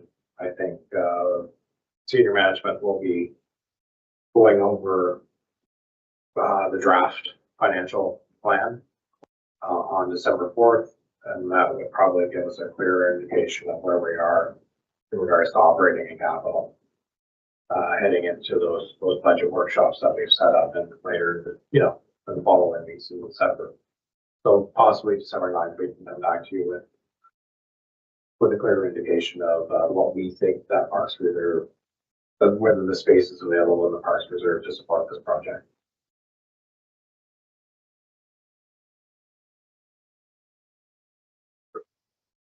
Thanks, Ed. I'll let you collect your thoughts. A lot of thought collecting tonight. Thank you, Mr. Mayor. I don't think December 9th will do it for me either. We've got a budget session on the 20th. I think that's when it comes back, and I think that's just 1 month away. I appreciate the desire to get on it sooner versus later, but that can't be the decision. That can't be the thing that we decide that for me to move forward on a $500,000 project and estimation of the entire budget. Any further questions? Councilor Duffy? Yes, Mayor. For me, my comfort supporting this project comes from following along with the community services reports, from seeing the budget reports from our financial director and knowing the status of where we are right now and what we can accommodate and do. And to me, the time pressure notwithstanding, if this had come about and it had the same price tag, we're still looking at getting a great community facility for a good value. So timing notwithstanding, I think again, this is a project that's being identified in our master plan. It's something I hear about nonstop in the community. I'm totally interested in moving this forward now. I don't know what other information I might need to make this decision, having, followed along. Any questions? Okay, so I'll read the recommendations to you. The resolution, sorry. The council provide direction on submitting an application to the Community Sport and Recreation Infrastructure Fund, CSRIF. And there's an amendment, right, Scott? It's for $425,399 and setting aside $425,399 in matching funds for the 2025 financial year if it is approved. If you're comfortable, I need a motion. Moved by Councillor Coutu. That's what it is. Okay, now do you want to put forward a motion that or do we need a motion to talk about it? Good, we're going to be talking about it regardless. Yeah, we'll assess the staff and we'll bring it back, through the budget process. I think is what I've heard, unless there's an appetite, council for us to bring it back sooner than that. Councillor Carmody? Thank you for your service. That was my appetite. I'm in favor of this project and I hate to see us lose a significant amount of money. And, like my comfort level that I'm seeking is just a little bit of clarity around capital projects that might be looking at that reserve fund. And I was thinking if we could have something for next week, that was my proposal. If we had a little bit of information like that, not a full-on report or anything, but I guess it has to be a full-on report. Some information around what that reserve fund is going to be used for in the next little bit, or potentially used for. And I would have been willing to support this 2 weeks from now. Yeah. Through your worship, I think as I mentioned before, the earliest I think I can do that is December the 9th.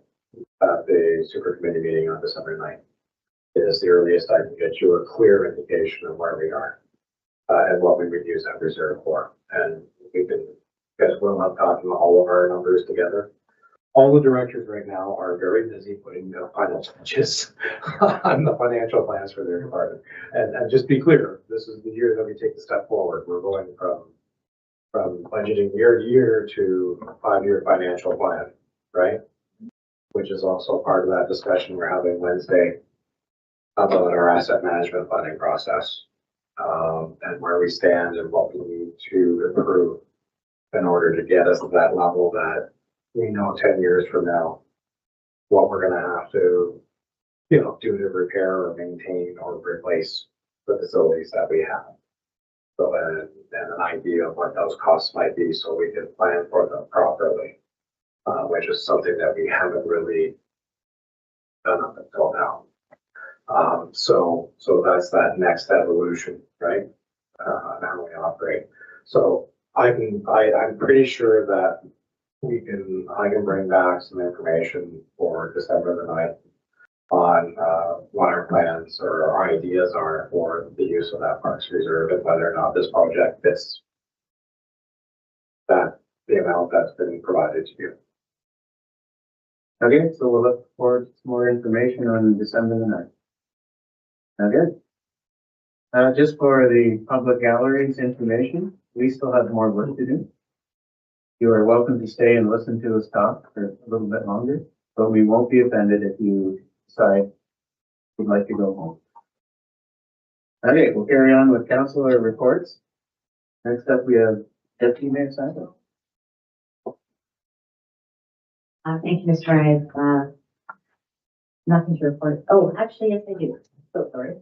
I would just like to congratulate the community on the excellent Remembrance Day ceremony. I think it was probably the biggest ceremony that I've seen yet. Unfortunately, I wasn't here. I was in a community called Taylorburg, attending their Remembrance Day, which was also very well done. And so I think there are some takeaways from that ceremony that I would like to share with council over time.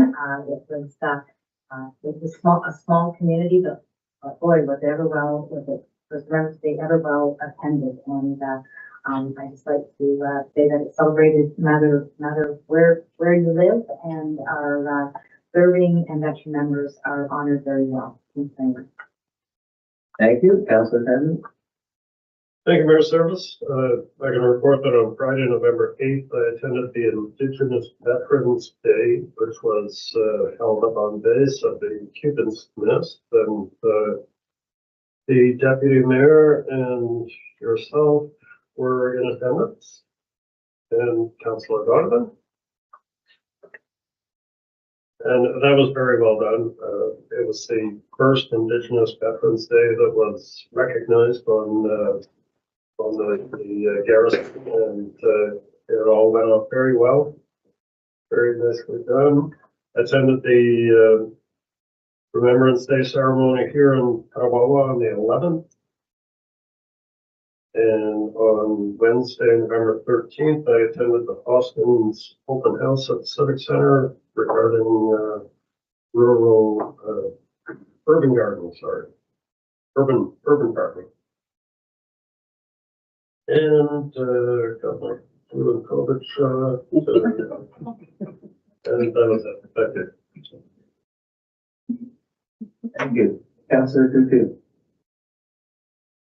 Mr. Mayor, on November 8th, I attended a training session that was run by Bernadette McCann House. It was organized by our EDI committee, and it brought together a few members of town staff and other client-facing organizations and helped them learn some tools and tricks to safely and empathetically dealing with people in our community who might be in harm's way or dealing with intimate partner violence. So this was a really great event, and I'm hoping that we can spread this training even further throughout our community. The feedback already was that a lot of things were learned. We had our CEO actually attend in the library. So as a manager, she said it was a good opportunity to learn. So I'm really encouraged by what we did there and hoping to do that some more. And then the next day I attended the Veterans Expo at the Civic Center, and that was an amazing event every year. I adore music field veterans. And I think it's a great initiative. So they were there performing their songs, and it was just a fantastic way to show our community and our veterans that, you know, there's a lot of opportunities out there. And then finally on November 15th, I too attended the open house with an excellent lesson in urban planning and having engaged really effectively with the community. Major props to the proponents for their conduct during the open house. That's my report. Thank you. Thank you. Councillor Driscoll.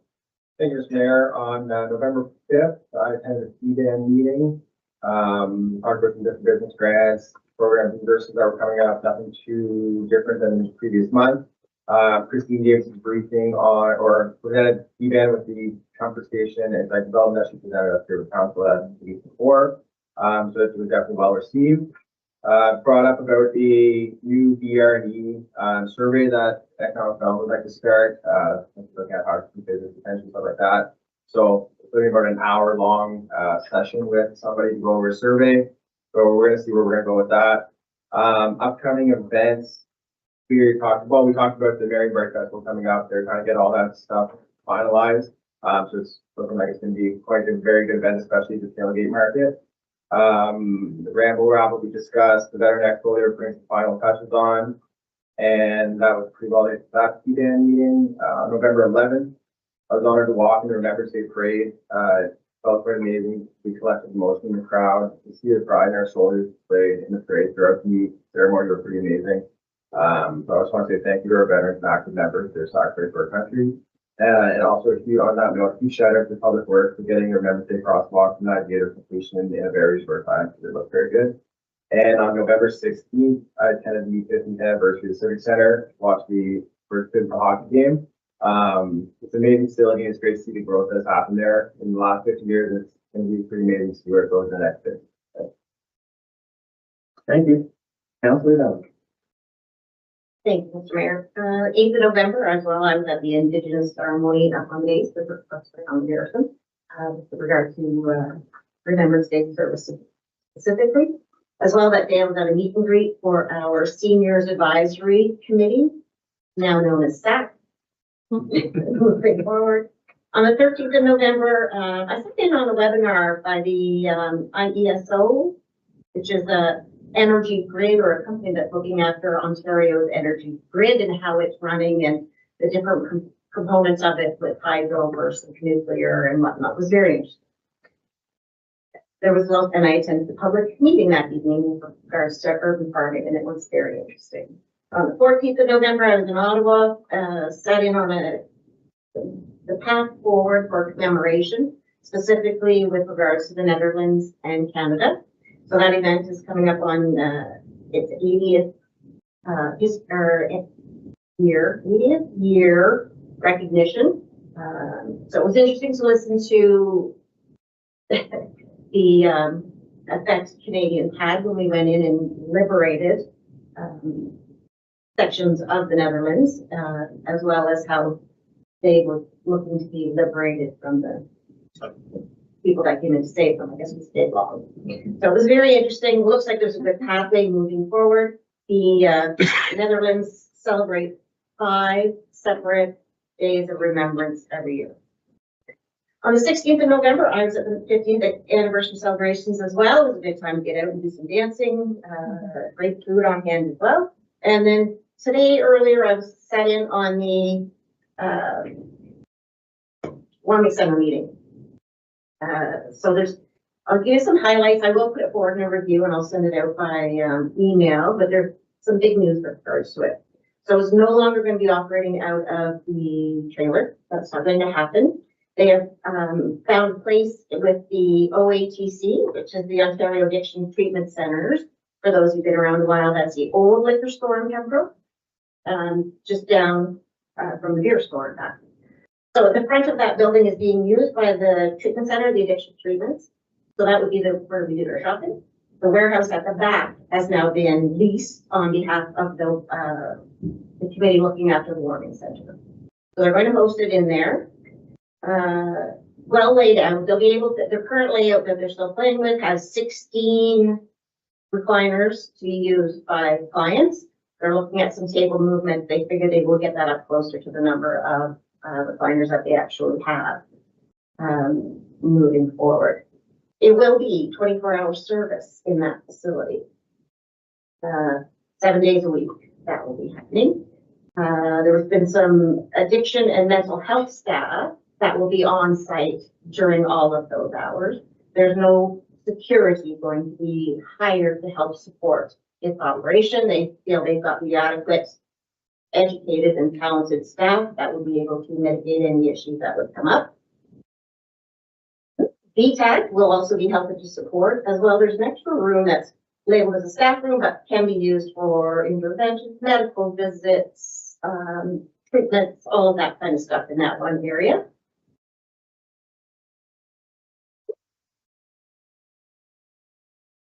For today, but like I said, I will send it out with more information. The goal is to make a HART hub, H-A-R-T, and that would be the homelessness and addiction recovery treatment. That was very interesting. Thank you. Thank you. Councilor Ruth. Thank you, Mr. Mayor. Just on November 11th, I participated in a Kennedy Remembrance Day ceremony here in Petawawa Region. Once again, it was very nice to see how well attended it was. Thank you. Thank you. I'll try and be quick. On the 5th, we had a classroom that came here from Lady of Sorrows. First time in my memory anyways, the class actually came here. We did a mock town council meeting with mock mayors and mock deputy mayors, and the kids had a great time, and I'm hoping they learned a lot about the municipal process. But we debated some of our things we're actually doing. The kids had a lot of interesting comments. Where are we going to get the money for this stuff? The next day, Brigadier General Oberworth was visiting on the garrison. I had a chance to meet him. He's the, I think it's division commander in charge of Garrison Petawawa and many other things as well. So it was interesting to meet with him and hear, his take on what they need to do up in Garrison Petawawa. I was also with everyone else at the Indigenous Veterans Day, and I thought they did a wonderful job of honoring Indigenous veterans, even though the wind almost knocked a tree on top of us. The next day on the 9th, I attended the Remembrance Dinner at the Legion, along with our MPP Yasabuski, and we sang a song again. Of course. And I just can't compete with that. The Remembrance Day, as everybody said, was very well attended here in the town of Petawawa. It was great to have the parade as part of the ceremony again, and it was an honor to march with my fellow councillors and the veterans in that parade. It was an emotional day for sure. Thanks, Councillor Donovan, for going to the Lele Fontaine parade for me on the 10th. I hope you found that interesting. On the 12th, I was at Development and Property meeting at the county. On the 13th, Community Services and Housing at the county. I also attended the urban farming, public meeting that evening. And along with Councillor Donovan, on the 14th, we went to Ottawa to see the future of commemoration in Netherlands. It was very, informative, I would say, and met a lot of interesting people from the Dutch Embassy and from Holland, and a lot of members of the Canadian military and other various entities that are all making plans now for the veterans from World War II are unfortunately passing away. How are they going to continue the commemoration effort? They were very excited to hear what we're doing here in the town of Petawawa with our Blue Warden Parade and how we're bringing it down in the town and talking about twinning the town over there and Blue Warden. On the 15th, the CAO and I met with our MPP, Yakubuski. We discussed various burning issues, and a lot of them are things that we may request delegations for at Roma in early 2025. The 50th anniversary of the Civic Center was a good event, well attended, and lots of fun. And it was great to have some of the original people who were involved in the creation of the Civic Center there. As Councillor Driscoll said, the Remembrance Crosswalk, and congratulations to our public works staff who got it done in quick order. It was voted in on Monday, and by Wednesday they had a place there. And lots of positive feedback from the community in terms of having that crosswalk there.